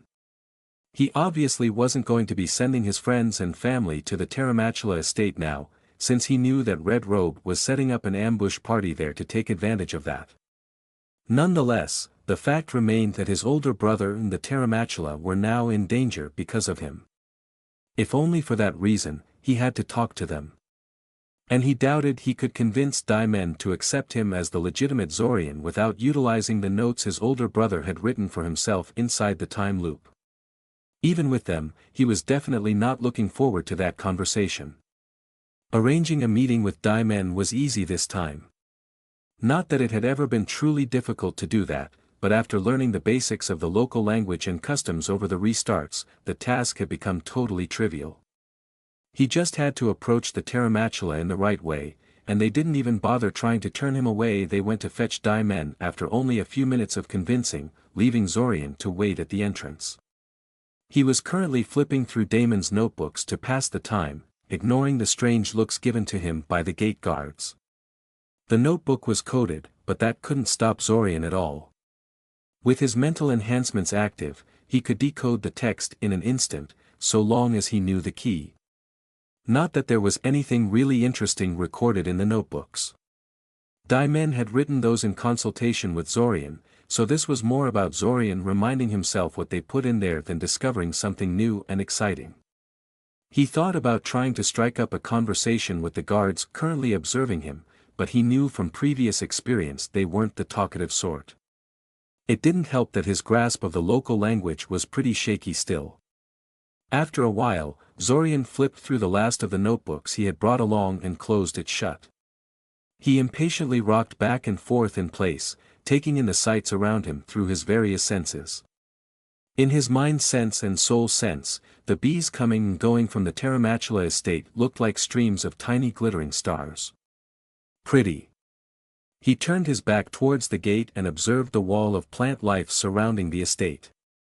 He had been here many times in the past, but he had rarely paid much attention to the land surrounding the place.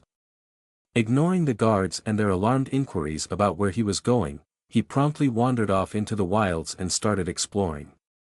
The jungle surrounding the Terramachula estate was kind of beautiful, he realized.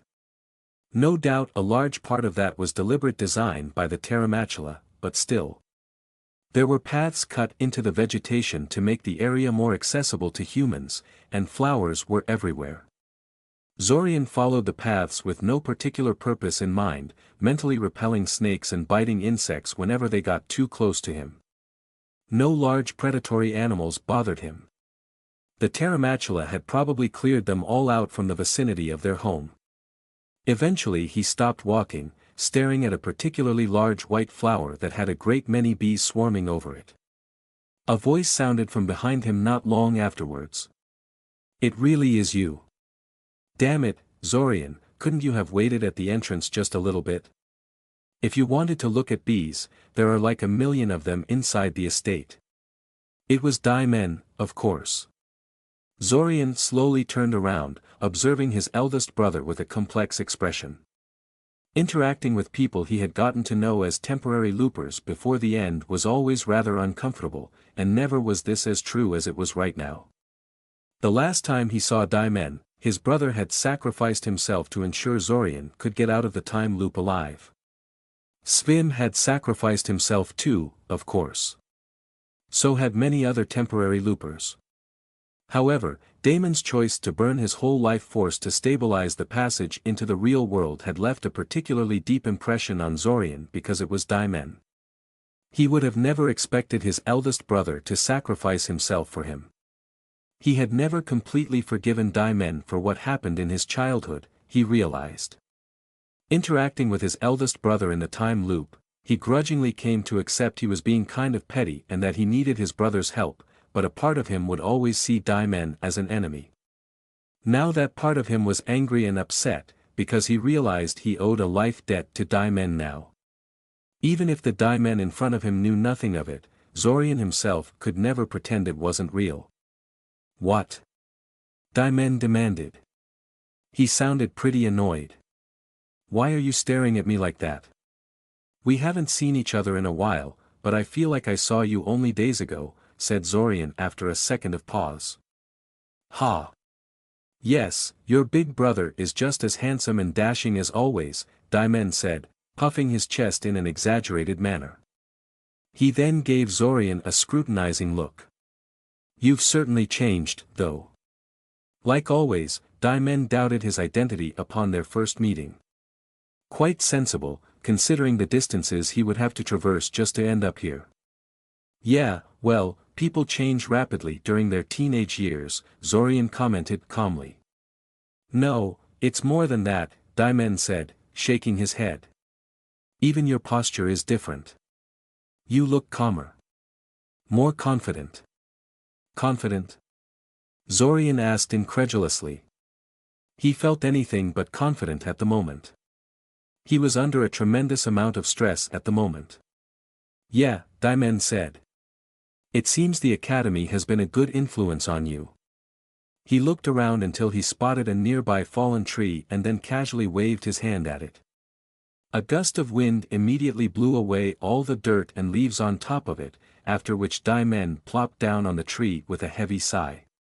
He then gave Zorian a piercing look. Why are you here, Zorian? He asked. Actually, scratch that. How are you here? Teleportation, Zorian said. In reality he had opened a dimensional gate straight to Koth, but it was best to keep that secret for now. I got someone to transport me directly to you. Transport you directly, Zorian, do you have any idea how dangerous that is? Daimen spluttered at him. Of course I do, Zorian told him. It's just that I had no choice but to do this. I had to talk to you as soon as possible. Daimen stared at him for a few seconds, discreetly casting a few divination spells at Zorian in considering something. Zorian patiently waited for him to finish and pretended he didn't notice the divination spells directed at him. You're in trouble, aren't you? Daimen finally asked with a long-suffering sigh. Yes, Zorian admitted. Big trouble. I knew it, Daimen said flatly. Damn it, Zorian, this is the sort of thing I'd expect out of Fortov, not you. Alright, just tell me what you have gotten yourself into and I'll see how I can help you. But you owe me big time for this. How did you get enough money to pay for teleportation here, anyway? You didn't steal from mother and father, did you? No, I have plenty of money, Zorian said, shaking his head. Daimen swore under his breath. He seemed even more displeased with that idea than with Zorian stealing money from his family. In all likelihood, he assumed Zorian must have gotten the money illegally. Which, now that he thought about it, was pretty much correct. He got most of his current funds by stealing them from the invaders, after all. Anyway, my issue is that invaders from Oquin Abesa and the cultists of the World Dragon are going to jointly invade Scioria on the night of the summer festival in order to release the primordial trapped beneath the city and harvest the souls of everyone currently living there, Zorian summarized. Daimen gave him a strange look. What? He asked with an incredulous laugh. Oquin Abesa, the Isle of the Exiles, is invading Scioria through a permanent dimensional portal hidden beneath the city, Zorian said. Aha, Daimen said slowly. Much of the city's leadership has been subverted by the esoteric order of the Celestial Dragon, better known as the Cult of the World Dragon. They are working together with the Abasans to keep the invasion preparations secret and will directly aid them when they actually invade the city, Zorian continued. I see, Daimen said, giving him a sour look. You are definitely Zorian. Only he would come here with such a ridiculous story. A real impostor would surely cobble together a far more convincing scheme than this. I'm glad you think so, Zorian told him calmly. Anyway, I don't really expect you to do much about the invasion itself. That whole situation is kinda beyond you. Unfortunately, the invaders know I'm one of the chief people opposing them, so they're going to go after you and the Terramachula to get leverage over me. That's why I hurried over here like this. I had to warn you before it was too late. Daimen suddenly frowned, becoming a little more serious. Zorian, this isn't funny, Daimen protested severely. I know, Zorian sighed. For what it's worth, I'm sorry for getting you into this mess. All I can do is offer you information, and maybe shelter, if you need one. Though convincing the Terramachula to evacuate their ancestral estate and leave it at the mercy of the invaders is probably a tall order, so. You know what? I don't have time for your bullshit, Daimen told him, anger and annoyance mixing in his voice and posture. He got up from his seat and dusted himself off. Now if you'll excuse me, I'll be going back to my work. When you're ready to have a serious talk, we can. Zorian took the Imperial Orb out of his jacket pocket and held it in front of him, in plain view of Daimen. Daimen froze at the sight, staring dumbfounded at the orb for several seconds. Is that? He began. It's the Imperial Orb, yes, Zorian nodded. Sorry about that. I know you've been looking for it for a while now, but I am in dire need of it. What? Why? Daimen said in an uncomprehending manner, unable to accept what he was seeing. Considering my earlier story, it should be self-explanatory why I need it, Zorian noted. Not that. I mean arg. Daimen groaned. How did you get that? Why do you have that? This doesn't make any sense. Here, Zorian said, reaching into his jacket pocket again and handing Daimen the notebooks he had written for himself during the time loop. Read this and things will hopefully make more sense. Daimen quickly snatched the notebooks out of Zorian's hands before giving the Imperial Orb an intense look. He then snatched the Imperial Orb as well before retreating back to his log to study them both. Zorian let the orb go, unconcerned. Daimen was a great mage, but he was no Quatakikl. If Zorian wanted to get the orb back, he could do so at any time, regardless of Daimen's wishes. Daimen flipped through the notebooks with one hand while fondling the Imperial Orb in the other, occasionally muttering to himself in a low voice. What? This can't be right. Oh, I remember this one. I was going to check this in the next few months. How does he even know this? Daimen muttered. Wait a minute. He suddenly shut up and started pacing like a caged tiger, reading a particular passage. He eventually spun in place and turned toward Zorian in an aggressive manner. What is this? He demanded. Did I write this? Yes, Zorian confirmed. But I don't remember ever writing this, Daimen frowned. Yes, Zorian agreed. Don't you, yes, at me. Daimen protested. Give me an explanation. I can't, Zorian said, shaking his head. Oh come on, do you seriously expect me to believe you have no idea how this came to be? Daimen said, waving the notebook in front of Zorian's face. I know how the notebooks came to be, of course, Zorian said. I even helped you write them. It's just that I can't give you an explanation. You helped me write these? Daimen asked, looking at him strangely. He shook his head to clear his thoughts. No, ignore that question. Why can't you give me an explanation? Because lives depend on it, Zorian told him. I know I'm asking a lot here, but please trust me on this. The consequences of me telling you these things would be truly dire. My friend could die. I could die. The whole city of Scioria could die. That thing again, Daimen frowned at him. This invasion of yours. In the end, everything comes back to that, Zorian confirmed, nodding. Oh, and give me back the Imperial Orb, please. He stretched out his hand towards Daimen, observing his reaction. Daimen glanced at the Imperial Orb in his hand, and then back at Zorian again, his expression deep in thought for a moment. Then he thrust the orb back into Zorian's outstretched hand and returned to his log, flipping through the notebooks again. I don't want to believe this, but there is so much stuff here, Daimen eventually said, his voice a little more subdued. These notebooks, they represent years of work, and I remember nothing of it. Did I really lose years of my life somehow? It couldn't be. I would have noticed something this big. There is no way you can rip out such vast swathes of someone's memory without completely messing them up. As I said, I can't talk about that, Zorian told him. I can't accept that, Daimen said, not taking his eyes off the notebook he was reading. Zorian ignored him. You're in danger, he told Daimen. You and the Terramachula both. Originally I intended to evacuate my friends and Curiel here to shelter them from the attack, and unfortunately the enemy got their hands on that information.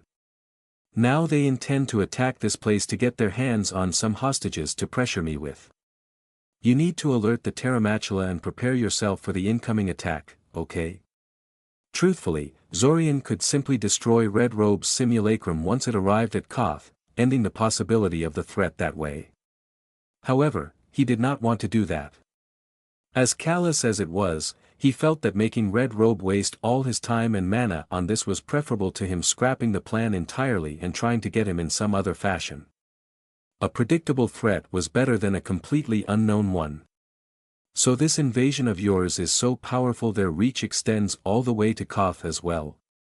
Daimen asked him, looking at him like he was an idiot. I already told you they have access to permanent gates, so why does this surprise you? Zorian asked, giving him the same look back. They only need one person to build a gate and they can shuffle their forces to and from any place on the globe. And what do you mean you wanted to evacuate Curiel here? Isn't she with mother and father? Daimen continued, ignoring Zorian's remark. No, she's with me, Zorian said. Daimen made a show of looking around, even peering beneath the log he was sitting on. Zorian rolled his eyes at him. I left her in Scioria, of course, Zorian told him.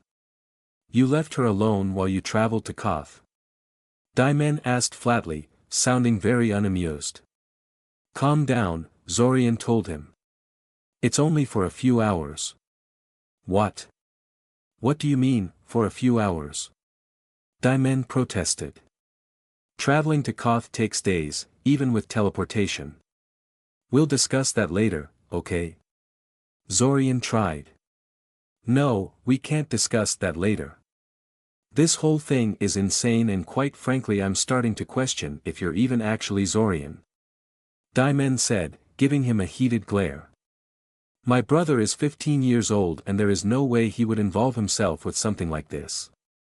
In fact, even if he wanted to get involved, he doesn't have the skills to do so.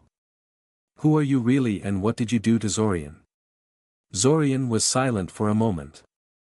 It was a good question, really. In truth, the real Zorian had died at the start of the month. He had stolen his body and identity, letting his soul move on to the afterlife. Daimen wasn't actually wrong to think of him as an imposter.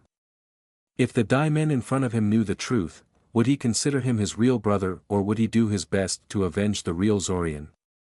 Temporary looper Diamond felt that sacrificing his life so that Zorian could replace the original was right and proper, but this Diamond might not agree. It was amusing, Zorian thought to himself bitterly. Years ago, he wouldn't have given a damn about what Diamond thought of him and his choices. Now he found himself dreading his judgment, should his eldest brother ever find out the truth. "The notebook in your hand," said Zorian, pointing his finger at the book Diamond was tightly clutching in his hands, "is proof that things have happened which you have no memory of.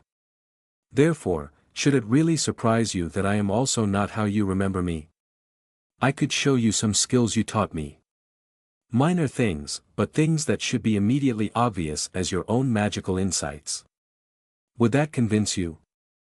"I need an explanation," Diamond insisted, clutching the notebook in his hand so tightly his fingers turned white from blood loss.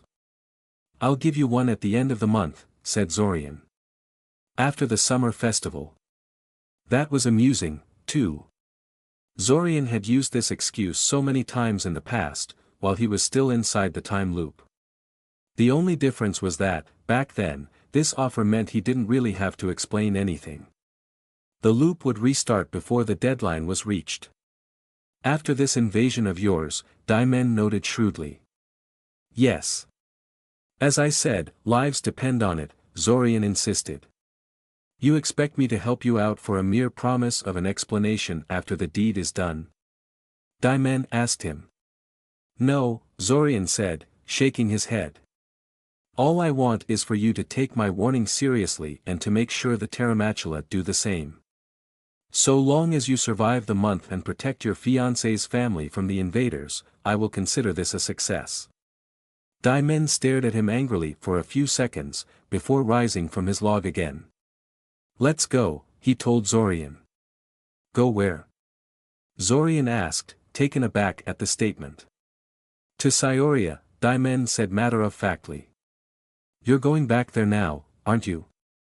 "Yeah," Zorian admitted. "So you want to go with me?" "I need to confirm things personally," Diamond said.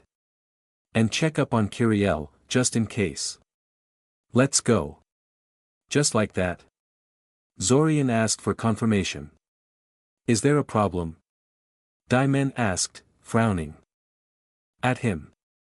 Of course, Zorian could just get him back to Koth in a few hours, but Diamond didn't really know he could open a gate between continents at will.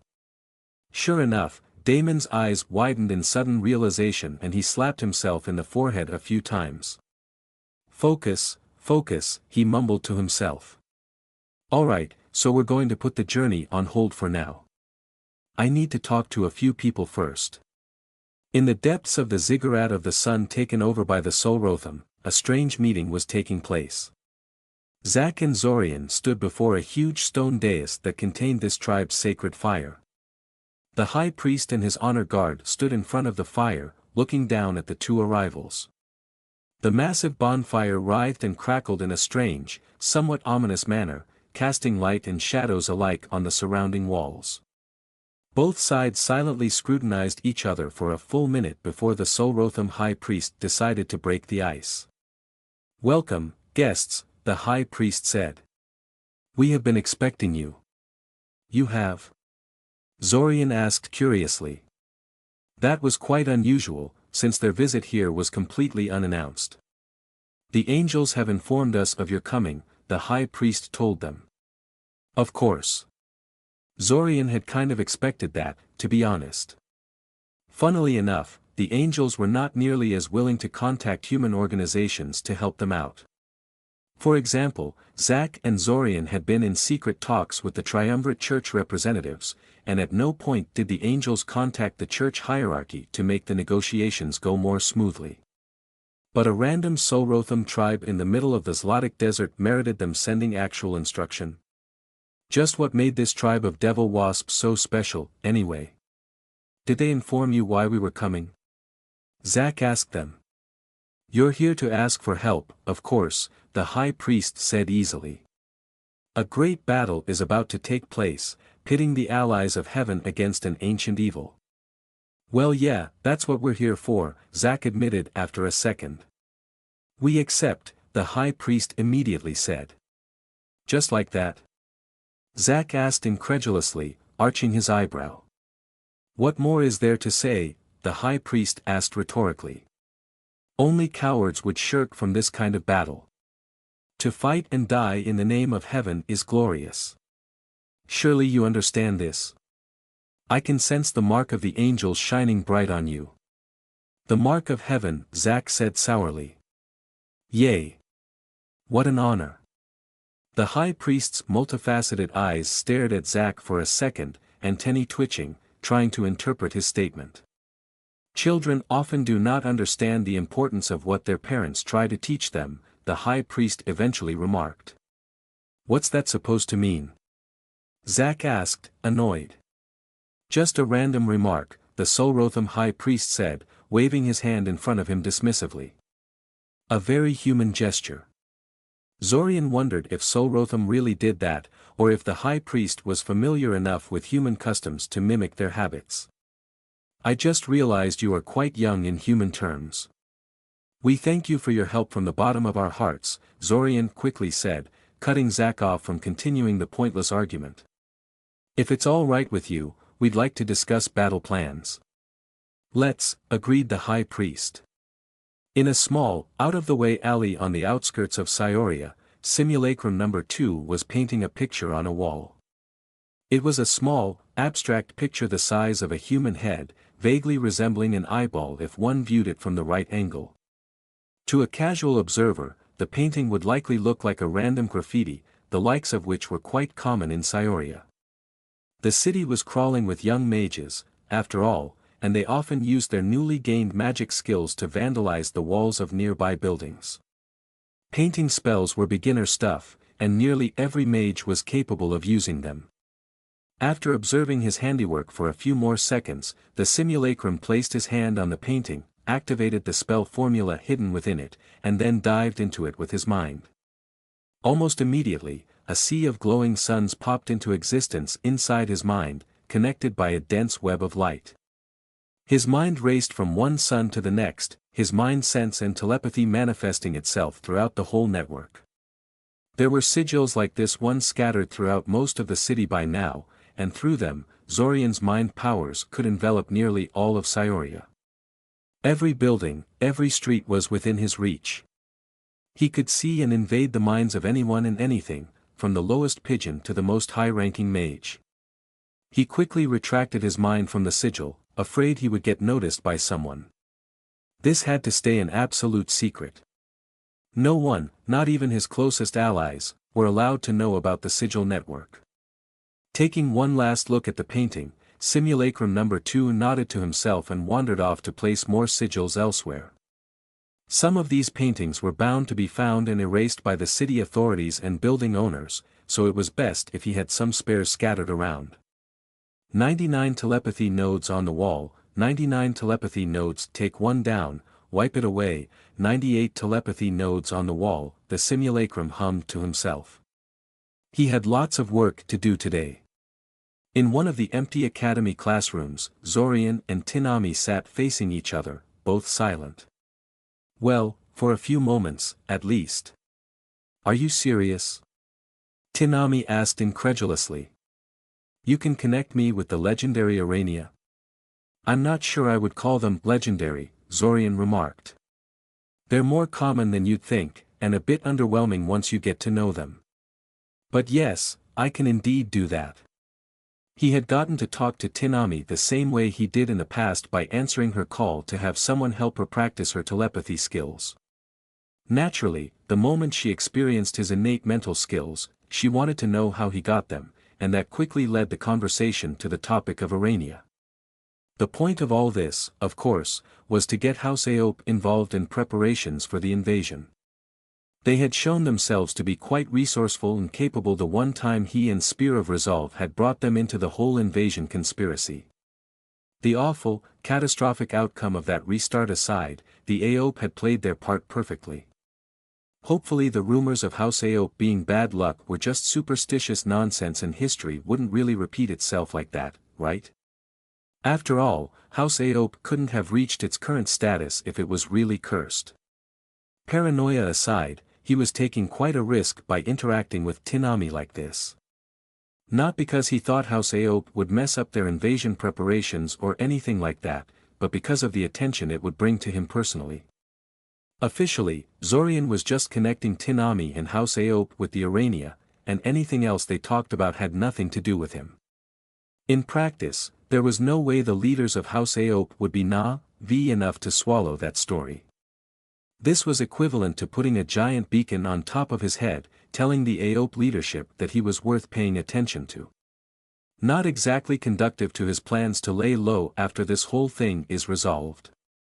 Still, there was no helping it. The situation was precarious enough that he needed their help if he could get it. "You know, you're more interesting than I thought you were," Tinami remarked, giving him a shrewd look. Thanks," Zorian said awkwardly. "Not that way," she hurriedly clarified. "What I meant was you're venturing into the tunnels beneath the city and taking lessons from giant sapient spiders living there. I never would have guessed you were that driven." "I'll take that as a compliment," Zorian said after a short pause. "It is," Tinami confirmed. "By the way, how come you're missing so many classes?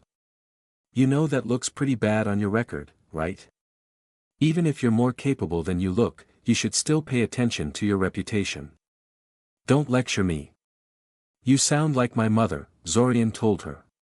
Tinami didn't seem amused. "Anyway, I'm really busy with something right now and I can't come to class. I already told my mentor about it and he said it was alright. I should be able to start attending classes again after the summer festival. Assuming he was still alive and the city remained standing, that is. It's your life, I guess," Tinami shrugged. "These meetings will continue with these, yes?" "Sure," Zorian said. "As long as you wish. I get the feeling this is far more to my benefit than yours," Tinami noted. "Kind of," Zorian agreed. "But I am learning things here, so it's okay. This isn't a zero-sum game." He wasn't even lying. Attending these practice sessions with Tinami would hopefully clue him in on what kind of skill level was considered normal among human mind mages. He had a feeling that would be crucial information in the near future. Tinami gave him a weird look when he said that, though. "What?" he asked. "Nothing," she said quickly. "Nothing at all." In the skies above Iasca Mansion, a lone iron beak was slowly circling the surrounding forest. The huge flock of iron beaks that guarded the place had long since noticed it, and were watching it carefully, but they did feel a certain level of kinship with a fellow iron beak, even if it was a foreign one, so they did not attack it. The iron beak was actually Zorian, who had used a potion to shape-shift into the said bird. What he was doing was crazy, but if it could work. He slowly approached the iron beak flock, probing it with his mind and soul, looking for flock leaders and weak links. Sudamir and the invaders had these iron beaks controlled through blackmail, having seized their nests and subverted their leadership, but the flock had never submitted totally. It was intelligent enough to recognize blackmail and listen to simple orders, but also smart enough to hold a grudge and plot revenge. For hours Zorian circled the flock, speaking to them mind to mind, subtly subverting the mind magic used by invaders to control iron beak leaders. If it were anyone else doing it, they would have likely made a mistake somewhere and alerted the monster handlers that something was happening and that the flock had gone out of control. But Zorian was good. Too good for the Abasan monster controllers to detect anything. As time went by, the iron beak flock paid more and more attention to the thoughts and images being fed into their heads. They were quiet and still, but their eyes shone with increasingly malicious glee. Soon, the day of the summer festival swiftly approached. Most of the preparations were complete, but there was always more that could be done and their actions got ever more frantic and desperate as the deadline loomed ever closer.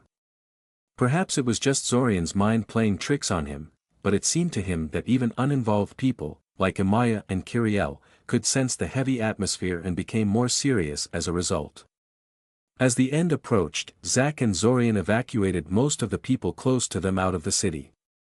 Having already seen how that sort of thing could go wrong with their original plan to get everyone to Koth, they did not group everyone together at the same place like they had before.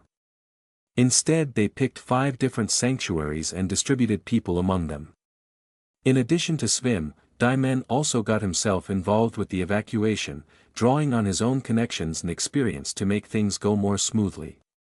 His brother was still not happy with the amount of secrecy Zorian presented him with, but he seemed to realize the seriousness of the situation in the end, and agreed to cooperate with them until the situation was resolved.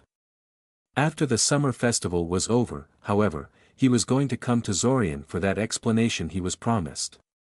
He was quite vocal about that. Unfortunately, the evacuation wasn't entirely successful. While most people agreed to go into hiding when told there would be fighting in the city during the summer festival, Taven and Ray refused to go. In Taven's case, the reason was exactly what Zorian had been afraid of. She thought of it more as an opportunity to prove herself than a dangerous situation to avoid. She was a fully qualified battle mage, after all. All she needed now was some actual field experience. Zorian understood all that, but he also understood that she was a known friend of his to their enemies, which meant they would be directing far more forces at her than her skills and reputation warranted. Her combat skills, impressive as they were for her age, were not enough. Was he selfish for not explaining that to her? Probably. If he told her the invaders would be gunning for her because of him, that would raise all sorts of questions about why that is so, and probably lead to her either finding out everything about him or feeling betrayed and hating him forever for it. But maybe her hating him forever was worth it if it meant she would survive the month.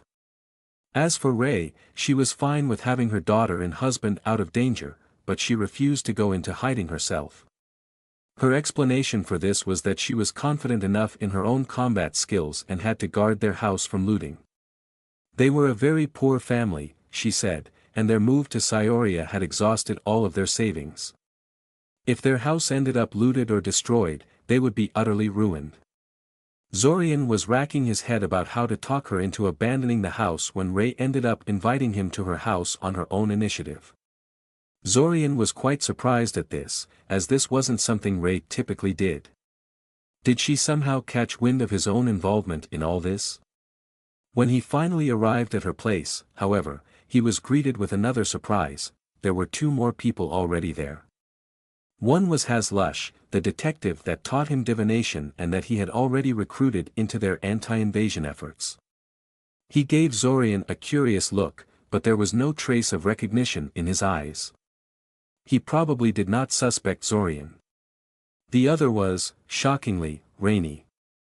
His classmate was clutching a cup of hot, steaming tea that Ray brought her with pale fingers, a blank expression on her face. She looked terrible. It took a while for her to wrench herself out of her thoughts and notice someone had arrived, but when she did she gave him a shocked look. Zorian? What are you doing here? Rainy asked. I invited him here, Ray said matter-of-factly. Him? He's the guy you said could help me? Rainy asked incredulously. But he's just a student. What could he possibly do? I have a feeling Mr. Kaczynski here is more than just a student, said Ray, giving Zorian a knowing look. In any case, why don't you tell Zorian what happened so that he knows what he's dealing with? Hazlush observed the situation calmly, giving Zorian a thorough look but not saying anything. Zorian was really uncomfortable at the whole situation. Rainy stared at him questioningly for a few seconds, before she once again lowered her head and stared at her teacup in a defeated manner. My brother has been kidnapped, she quietly said. Standing in Ree's home, Zorian ignored the curious gazes leveled at him from Ray and Hazlush and kept silent, calmly considering things. A million questions swam through his head. Why were these 3 gathered in Ree's house, despite the fact they shouldn't even know about each other? Why did Ray think he could help in this situation, and what were their enemies even thinking when they orchestrated this kidnapping? Was this some kind of strike against him and Zack? Why not go after all of his classmates, then? Rainy did not give him a lot of time to ponder those questions, though, and took his silence as a sign she should keep going. My family doesn't live in Scioria, so I didn't even know it happened at first. It wasn't until my family discovered some signs the kidnappers might have originated from Scioria that they contacted me, several days later, and asked me for help, Rainey explained quietly. I was shocked. Shocked that it happened, and She fumbled with her words for a few seconds before falling into an awkward silence and lowering her head even further. She looked quite pitiable at the moment. That they asked for your help with this? Zorian tried. She flinched slightly and gave him a shocked look for a second. Guilt, sadness, and confusion emanated from her in an equal mix. However, she quickly schooled her expression and cleared her throat with a trace of panic. Why yes, exactly. I'm just an academy student, what can I even do, she said hurriedly. I want to help my little brother, of course, but this is way above me.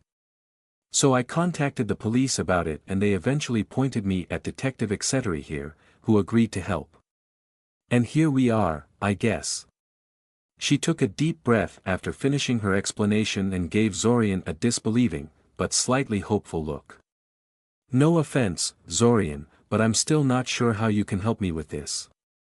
Neither am I, Zorian told her honestly. He could help, of course. How he should go about doing that, however, was something he couldn't decide on at the moment. Rainey's expression immediately dimmed after his admission, but he didn't let that bother him.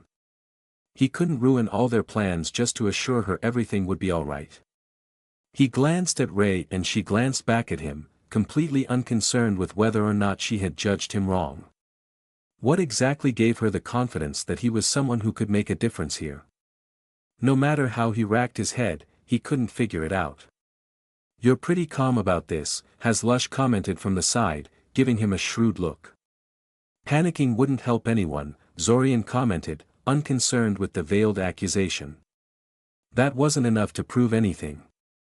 That's not how people work, but all right, has Lush said with a light shrug. I guess you're just an exceptionally calm person. This probably wasn't a deliberate attack on him and Zack, Zorian decided. While Rainey was one of their classmates, neither of them were very close to her in the time loop. Zorian did feel a certain kinship towards her, due to her messed up family situation, but Silverlake shouldn't know that. Therefore, Jornak and the rest shouldn't either. The fact their enemies kidnapped Rainey's brother was probably just an accident. Since Zorian sabotaged their efforts to kidnap shifter children in the city of Scioria and its surroundings, they looked further away for suitable targets. They needed those sacrifices, after all. Without the primordial essence contained in the blood of shifter children, the primordial's prison couldn't be opened. In the time loop, the sovereign gate could serve as a substitute key, but out here in the real world that wasn't possible. As it turned out, Rainey's brother was one of the children the invaders ended up targeting in their expanded search. Did they even know they were targeting the family of someone who went to class with Zack and Zorian? Then again, even if they did, they may have thought it wouldn't matter. Rainey's relationship with her family was not exactly the best. It wouldn't be out of line to assume she would be glad to have her brother out of the picture. I have to say, though, I'm surprised to see you here, Zorian told Rainey. I didn't know you and Ray knew each other. In fact, considering her disdain towards cat shifters, he would expect Rainey to purposely stay away from Ray. We don't, Rainey said, giving Ray an unsure look. Detective etc. is the one who brought me here. He thought she might be able to help. We have received reports of a group targeting shifter children some time ago, so we have been in contact with city shifters about the issue, has Lush clarified, idly studying some kind of metal disc in his hands, flipping it over from time to time. Zorian recognized it as one of the communication devices the cultists and Ebasans sometimes use to coordinate their actions. Apparently the detective hadn't been sitting idly all this time. Ms. Satchel was one of the less adversarial contacts we established during that time. I figured it wouldn't hurt to bring your classmate here to see if she had some insight into the situation. I'm just a humble housewife, so how could I offer insight into a situation like that? Ray said with a slight smile, shaking her head lightly. Still, The mother in me can't help but empathize with the pain of having your little brother stolen away by some heartless fiends. In another life, that could have been my little Notchka in his place, no? She gave Zorian a piercing look, but he just raised his eyebrow at her in response. What are you implying? He bluntly asked after a few seconds. I know you are connected to the evacuation effort that has been going on recently, and that it's not a minor connection either, Ray told him with an exaggerated sigh. Your scent is present on almost everyone that has come to talk to me about getting Notchka and the rest of us out of the city. You have several adult friends who all treat you with respect, and even a little deference, more like you're their leader than a precocious teenager. You are known as a diligent and hard-working student, but you've been skipping all your classes for weeks now, doing gods know what. Stupid cat shifters and their superhuman sense of smell, Zorian grumbled internally. He was pretty sure she wouldn't have gotten suspicious and started connecting things if there were no scent clues to attract her attention. Plus, when Ms. Satchel mentioned you, I couldn't help but notice that your older brother Daimen, who is said to be in Koth, has been very active in the city lately, has Lush added from the side. He placed the communication disc he was fiddling with in his pocket and focused his full attention on Zorian. Almost like some kind of emergency has popped up, forcing him to drop whatever he had been doing to rush back to Eldamar, no? Oh, come on. Me and my brother almost never interact with one another, Zorian told him. You seem to have investigated me, surely you know that much? How would I know anything about what he has been doing? But you do know he's here in Scioria right now?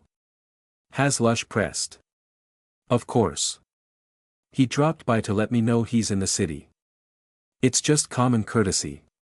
We are family, after all, Zorian said with a shrug. He saw no point in telling an obvious lie and pretending he never saw Daimen recently. Do you two seriously believe Zorian is some kind of secret agent? Rainey asked incredulously from the side, her eyes shifting between the three of them in rapid succession. He definitely knows more than he lets on, Ray shrugged. Considering the situation, I figured it wouldn't hurt to try to wring some information out of him. It's your brother's life on the line here. It doesn't have to be, Rainey tried anxiously. Maybe it's just a ransom thing and they just haven't gotten to state their demands. You're lying to yourself and you know it, Ray said, giving her a knowing look. When a shifter child gets kidnapped, 9 times out of 10 it's because the kidnappers want their blood essence. With so much time having passed, it's a question whether your brother is still alive at this point. Rainey paled at the reminder. Let's not be all doom and gloom here. I'm sure her brother is still very much alive, has Lush hurriedly assured Rainey. The ritual they are kidnapping all these children for is only due to happen on the night of the summer festival. They need to keep her brother alive for a while yet. If you say so, Ray said. Still, that date is just around the corner. If that's our deadline, we don't really have much to work with. Look, what do you even expect of me? Zorian asked Ray, frowning at her slightly. I don't know where any kidnapped children are being kept. Do you think I would just sit on that information if I knew?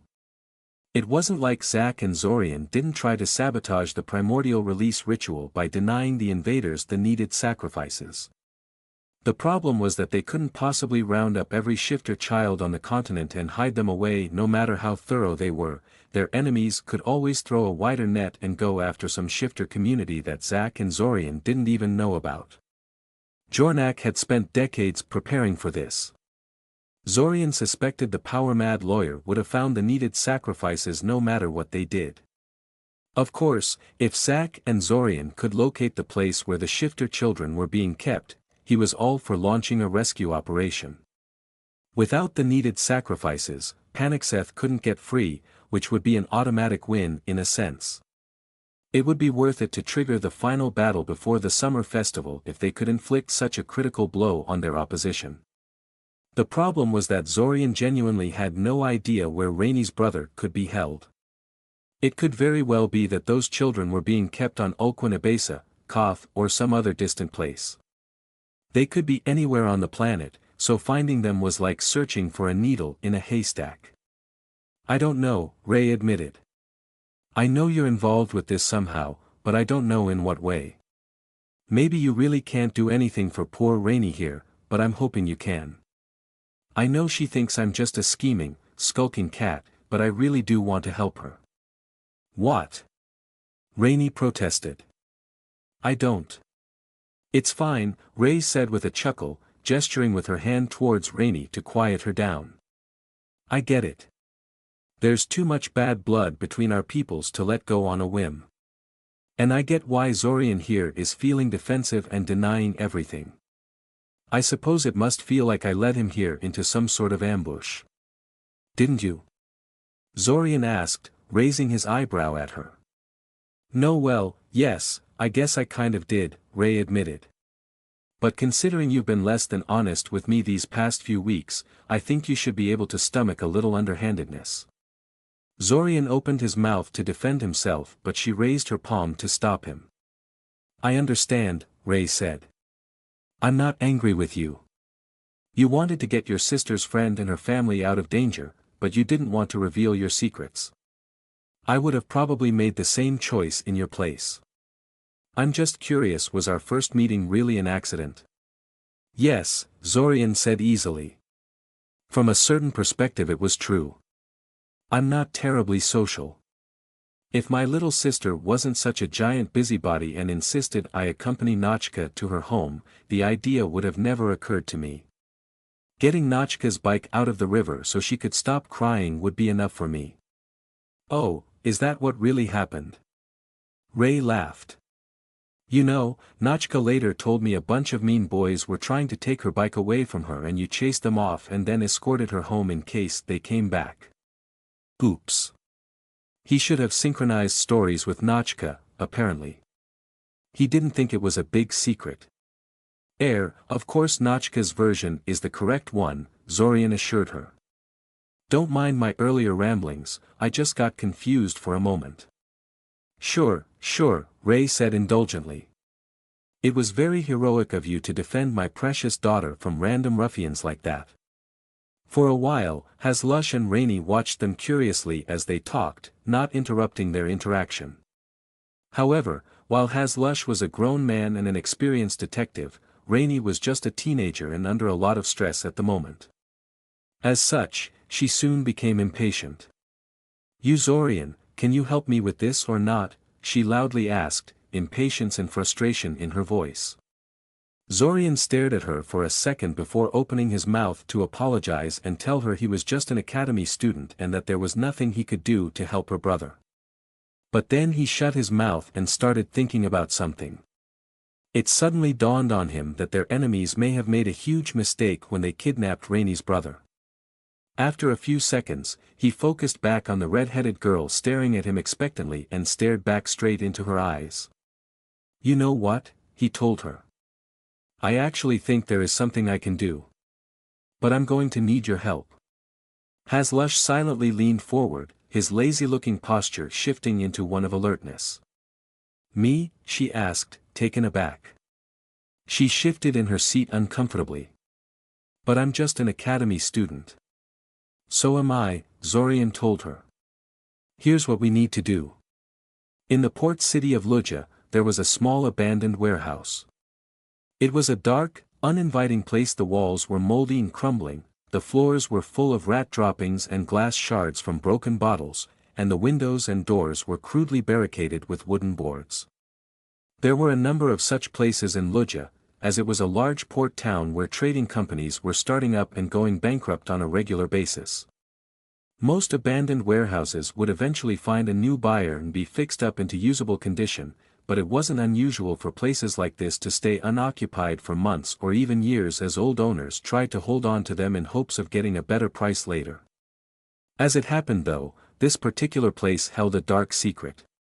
In the back of the warehouse, shielded from view by a mountain of rotting crates and boards, there was a black egg-like object attached to the floor with a mass of root-like tendrils. Spiral lines were etched into the black oval, beginning at the bottom and reaching all the way to the tip. Perceptive individuals would note that the oval almost looked like a giant black flower bulb on the verge of unfolding into a proper flower. Or maybe a container, patiently waiting for the day it could unleash its contents upon its oblivious surroundings. Zack, Zorian and Alanik stood some distance away from the black oval, staring at it grimly. They dared not approach, lest they activate the hidden wards and traps strategically placed around it. "This is the fourth one we found," Alanik commented. "One in Scioria, 2 in Corsa, and now one in Luja. Just how many wraith bombs did these people make?" "There has to be more than one of these things in Scioria," Zorian commented. "There is no way they would place 2 in Corsa and then leave only one for Scioria. Corsa is important, but Scioria is a far more critical location. We just haven't found the others." "There are probably a few in the capital city as well," Zack said. "Jornak seems to have a downright personal grudge with our country's leadership. No way would he miss the chance to strike at them at the heart of their power. Plus, considering what he said about Solomon and Falcrinia, there's bound to be a few of these bombs reserved for them as well. We'll never be able to find more than a fraction of them," Alanik commented grimly. "This is going to be a disaster. Entire city districts could end up being devoured by wraiths. The cleanup will take years." He glanced at Zack and Zorian unhappily, but neither of them said anything. There was nothing to say, really. They knew this as well. "You still don't know how to neutralize these things without triggering them?" Alanik asked with a trace of resignation in his voice. He already suspected the answer he was going to get. Sure enough, Zack and Zorian shook their heads in denial. "They're superbly well made," Zorian told him. "Jornak must have spent ages refining the design in the time loop. Any tampering I can think of will set one off, as well as alert our enemies to our actions. The only way we can deal with these is by employing the same tactics we used on the previous wraith bombs. Set up a specialized ward field just outside the bomb's defensive field and try to contain the wraiths once they're released. It should be effective, but I obviously haven't tested it, so." "I see," Alanik said. He turned around towards the wraith bomb again, staring at it as if that was going to suddenly provide him with some new insights. "You don't have to waste time on that. I'll contact the church higher-ups and send them to perform another containment job here. I still say we should trigger these things the moment we find them and deal with the consequences." "And I still say we shouldn't," Zorian argued back. "These wraith bombs can be harmlessly disarmed. Jornak has a method to do so, I'm sure. I just need to rip it out of his head." "You really think you can do that?" Zack asked doubtfully. "We'd have to capture Jornak alive for that to happen. That seems difficult. These wraith bombs are set to collectively go off the instant Jornak dies, so we want to avoid killing him if at all possible, anyway," Zorian pointed out. "Not to mention the other surprises he may have left for us in the case of his death. For all his megalomania, he clearly realized there's a real chance he's going to lose this conflict and made contingencies to account for it." Zack snorted derisively. "Too many contingencies, if you ask me," Zack said. "He puts so much time into making sure everyone suffers. If he loses, what does he even gain out of that? It's just petty. Sore loser." "Well, we were just discussing how we should try to capture him instead of killing him outright," Alanik noted. "So it's not just pettiness. But yes, I get the feeling this is more than just about power for Jornak. He wants revenge." "Revenge?" Zack asked, surprised. "On who?" "Everyone," Alanik said, still staring at the black oval in front of them. The smooth, glossy surface of the object squirmed and shuddered, as if hundreds of worms were moving just beneath the surface, before once again becoming still and quiet. Neither of the three were disturbed at the sight. Wraith bombs did that sometimes. On occasion, one could even see a faint outline of hands and faces on the surface of the oval leering, maddened, crying, screaming, begging as if a person was desperately trying to break out from the inside before being forcibly wrenched back into the depths of the device. "Speaking from personal experience here, maybe?" Zack tried, giving Alanik a curious look. Alanik didn't say anything for a second. I was a very angry person when I was young, he eventually said. I don't want to talk about it. All three stayed silent for a few seconds, and Zorian quietly considered the battle priest's words. Alanik had never told them about his past, and Zorian had always respected that. Truthfully, he sometimes wondered why the man was so helpful to them in the first place. Did he see them as young troublemakers that needed to be steered from a dark path, just like someone had once steered him away from one? Or was he simply so discerning that he could accurately judge them with even the slightest exposure? Whatever the answer, Zorian was grateful for the priest's help and had no desire to open old wounds if he didn't have to. As for the priest's speculation of Jornak's motivation, well, it could be true. Jornak, the old Jornak, the one that Zorian had talked to in the time loop, was definitely bitter and resentful about having his rightful inheritance stolen away from him. He could see how that could grow and fester once he became a temporary looper and looked into the abyss of corruption and power plays that was Altasian politics. In the end, it didn't even matter. No matter what reasons he had, Zorian would still have to defeat him in the end. In somewhat unrelated news, Silver Lake is gone, Zorian suddenly spoke up, breaking the silence. The old Silver Lake, that is. She just packed up everything portable out of her hideout and disappeared one day. I don't have the faintest idea where she went. Do you think she'll join the battle on our enemy's side? Zack asked, frowning. No, I doubt it, Zorian said. I think she just realized she was being heavily scrutinized by some very powerful forces and got spooked. She's a coward. No way she would dive into this conflict unless someone arm-twisted her into it, and New Silver Lake seemed like she wouldn't support that. If she's really going to stay out of this, I'm fine with her going away, Zack shrugged. One less thing to worry about. I've heard reports that several mercenary companies from the neighboring countries have taken on secretive, well-paid contracts, Alanik said. I'm not completely sure, but I strongly suspect our enemies have bought themselves some more soldiers for the final battle. Zack scowled at the news, uttering a nasty curse. Zorian's reaction was more restrained, but his face still darkened in response. The invaders have in general been getting restless and increasingly reckless as of late. Their preparations might be nearing their end, Alanik continued, becoming more animated. What are we waiting for? We should attack now and seize the initiative. Well, the idea was always to be proactive and launch an attack before the day of the summer festival, Zack said, giving Zorian a questioning look. However, Zorian keeps stalling, saying he needs more time. So the timing depends on him, really. Alanik's eyes softened a bit at the statement, his posture deflating. Ah, the situation with Zack, right? He asked softly. Did you find? I'm sorry. I couldn't find a solution no matter where I looked, Zorian said with a wooden voice, not a trace of emotion on his face. It's fine, Zack sighed. I've already come to terms with things. I've already written my final will and everything. Right. In any case, you're right. There is no point in waiting anymore. We're just giving our enemies more time. We'll attack 2 days from now, the day before the summer festival. I still have one final idea I want to try, Zorian said. The shifter thing? Zack asked curiously. You really think that will work? If it does, it will be a huge success, Zorian pointed out. True, Zack agreed. It's worth a try.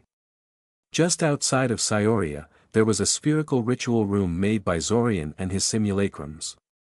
Everything here was carefully crafted for only one purpose, to power up and enhance one particular divination spell.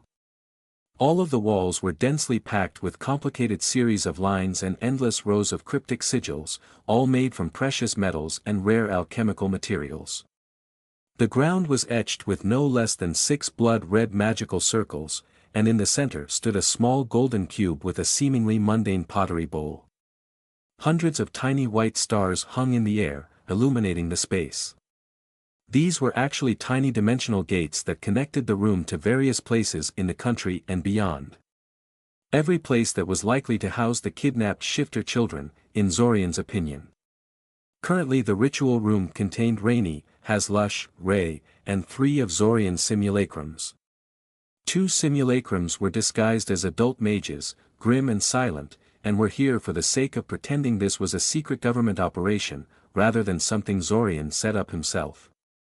Only one of them would be necessary for the ritual itself, but having 2 wouldn't hurt, and it would be more realistic for something of this scale to require multiple people to execute. The last simulacrum looked just like Zorian and pretended to be the original. His job was mostly to stay next to Hazlush and Ray and pretend to be normal. Though considering the looks on their faces as they studied the ritual grounds, he felt he mostly failed at that already. Mr. Kaczynski, I knew you couldn't be normal, but I have to say I didn't expect you're connected to people like this, Ray said quietly. For the first time since he met her, she didn't sound confident and in control, and he instead sensed a trace of fear in her voice. You have no idea, Hazlush said, his voice quivering. His reaction was even more extreme than Ree's. He seemed downright horrified by what he was seeing. More money went into this room than my entire police department gets in a year. And it's all meant to empower one specific spell that is only useful for this one thing. The whole thing will be useless after today. The extravagance is mind-boggling. Simulacrum number 1 shifted in place, a little uncomfortable. Zorian's perspective on money was a little skewed, yeah. This could be a real problem in the future, but at the moment he really didn't care. He'd pay twice this much if he thought it would help. You don't even understand what this room means, do you? Hazlush asked Zorian, giving him a strange look. No, the simulacrum told him uncertainly. And he really didn't. Sure, the room was the best thing he could make on short notice, which probably made it amazing by regular mages' standards, but he was sure a country as big and influential as Eldamar could pull this off. It was kind of funny, really. The original went through so much trouble to make his abilities seem more humble than they were and to attribute his achievements to some nebulous government organization. He'd even succeeded. But in the end, the mere fact he was associated with people like that was enough to alarm and awe Hazlush and Ray. He'd normally get a headache out of this, but he was just a simulacrum and wouldn't even exist in a couple of hours, so imagining Zorian having to deal with this in the future just made him laugh. Forget it, Hazlush sighed. You're still too young and inexperienced. You're tangling with some really dangerous stuff, is all I'm going to say.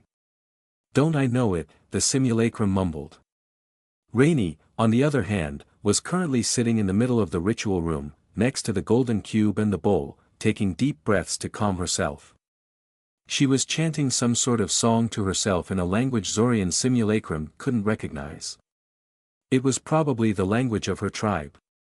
The 2 disguised simulacrums were also sitting around the cube, forming a triangular formation around it together with Rainey. They were naturally far more calm and collected, and patiently waited for Rainey to psych herself for the upcoming ritual. The pressure on her was enormous. This ritual would succeed or fail purely based on how she performed.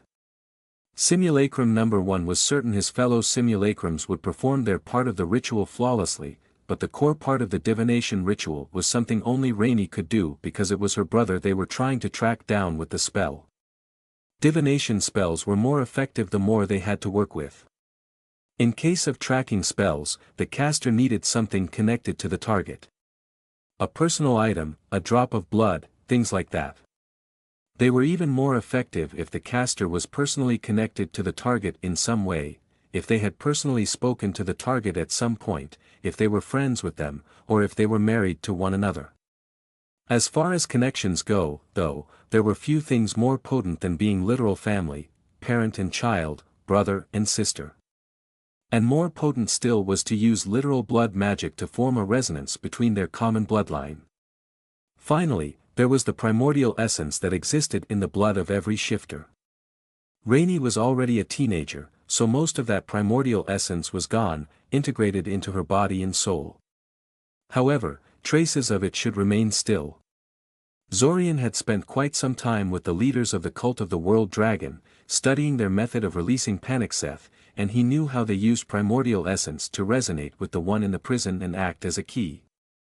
The same method could be used to fool any mortal defensive ward or anti-divination method. Rainey and her brother were siblings. Even if they had never interacted much, the link between them was strong. Blood magic could make it even stronger. They also both had primordial essence in their blood, and that could be used to bypass any form of divination defense the invaders put up around her brother and the rest of the sacrifices. If the ritual they were about to undertake successfully located Rainey's brother, Zack and Zorian could liberate all the shifter children the invaders gathered during the past few weeks. Not only did that mean doing a good deed and saving a bunch of children from a gruesome death, it would also irreparably sabotage the Panicseth release ritual. There was only one day before the summer festival. There was no way that the invaders could gather another batch of sacrifices in that short of a time. There were a lot of ways the ritual could fail, even if they executed it flawlessly. For one thing, Zorian couldn't blanket the entire planet with dimensional gates, no matter how small they were. Not even close. It was possible he had failed to pick the right place to search at, in which case all of this was for naught. It was also possible that the invaders were keeping all the kidnapped children separated until the final moment, in which case they will just end up saving Rainey's brother and no one else. Their enemies also may have gathered enough spare children to form a second group, in which case they could still try to release Panicseth as normal.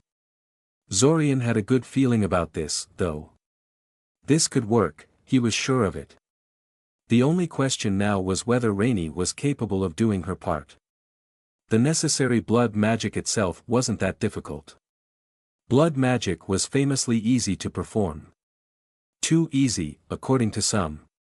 Additionally, blood magic tracking spells were a very common use of blood magic and there was no need for Zorian to reinvent the wheel to make one. There were plenty of tried and true methods that Rainey could use for her attempt. It was still blood magic, however. Rainey would have to ritually cut herself during the casting, and remain clear-headed despite the resulting pain. The mana shaping requirements for successful casting were low, but Rainey was a total beginner when it came to magic, so even that may be too much for her. Finally, whether she succeeded or failed, she would be severely weakened for at least a week after the attempt, and the traces of primordial essence in her blood would be spent. She had one try. Not one more. If she made even a single mistake, the whole ritual would be ruined, and that would be it. So Zorian's simulacrums patiently waited, not trying to hurry her up in any way. Likewise, on the edge of the ritual room, Ray, Hazlush and the simulacrum that actually looked like Zorian patiently waited as well. Well, simulacrum number 1 patiently waited. Hazlush and Ray were clearly anxious as hell about the eventual result of the ritual. The center of the ritual circle is protected from sounds, right? Hazlush softly asked simulacrum number 1. They can't hear us if we talk. Yes, the simulacrum calmly said.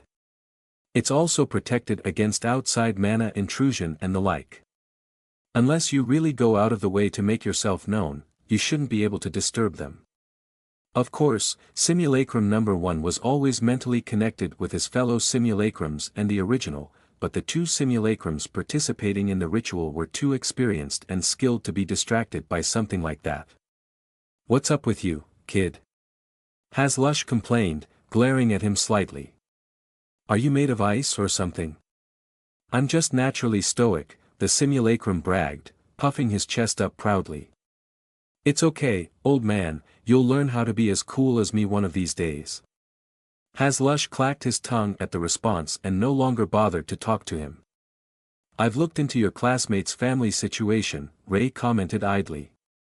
Oh, the simulacrum said, raising an eyebrow at her. Simulacrum number 1 said nothing. You knew, Ray said after a while. Yeah, the simulacrum admitted. Yeah, I did. You think she's going to purposely botch the spell? Hazlush asked, frowning. Quite the contrary, Ray said calmly, shaking her head. I think she's desperate for it to succeed. She probably wished ill on her brother a lot, and now that it finally happened she feels guilty and responsible for it. Shifter tribes have a somewhat superstitious view of curses. Wishing misfortune to someone in your head is not just harmless catharsis to a lot of them. That's true for a lot of regular people, too, has Lush shrugged. It's just mages that really disdain that kind of thinking. Ray hummed thoughtfully, but did not respond. The whole group suddenly became silent as it became obvious that Rainey was finally ready to begin with the ritual. The red-headed wolf shifter started chanting, softly at first but getting more confident as time went on. Her hand trembled as she raised a dagger above her palm and slashed into it once, twice, thrice. The motions were crude and she cut a little more deeply than was really necessary, but Simulacrum number 1 supposed that was better than being too timid. She held her bloodied hand above the simple-looking pottery bowl and dropped blood into it. The bowl promptly lit up with glowing blood-red lines and diagrams, and a barely perceptible magical pulse spread out from the golden cube upon which the bowl sat. The white stars above them dimmed and brightened like 100 tiny hearts. Thin, hair-like streams of blood, barely visible from where Simulacrum number 1 was standing, rose from the bowl and reached for the tiny dimensional gates above it. Rainey loudly gasped and swayed unsteadily as some of her life force left her, some of the threads reaching for the wounds on her hand like dozens of hungry leeches.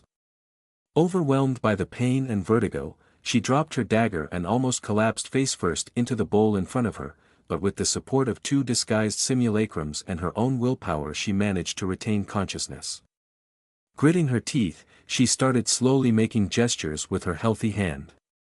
Finally the last gesture of the spell was made and everything snapped into place.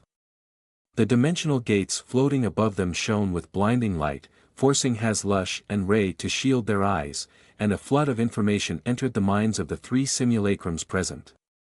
So much information. Hundreds of places, most of them completely disconnected from each other, all of them mixing together into a giant incomprehensible mess. The spell, too vast in scope, struggled to narrow down the search on its own. It passed the task to the caster of the spell. If Rainey was doing this alone, she would have outright failed here. A beginner mage simply wasn't capable of controlling a spell of this sophistication and magnitude. But she wasn't doing this alone. Zorian's simulacrums were present, and they were capable. In fact, a single one of them would have sufficed. Having 3 of them do this together was just overkill. After a few seconds, simulacrum number 1 smiled. Almost immediately afterwards, a quick message was sent to the original by all 3 simulacrums. It only consisted of a single word.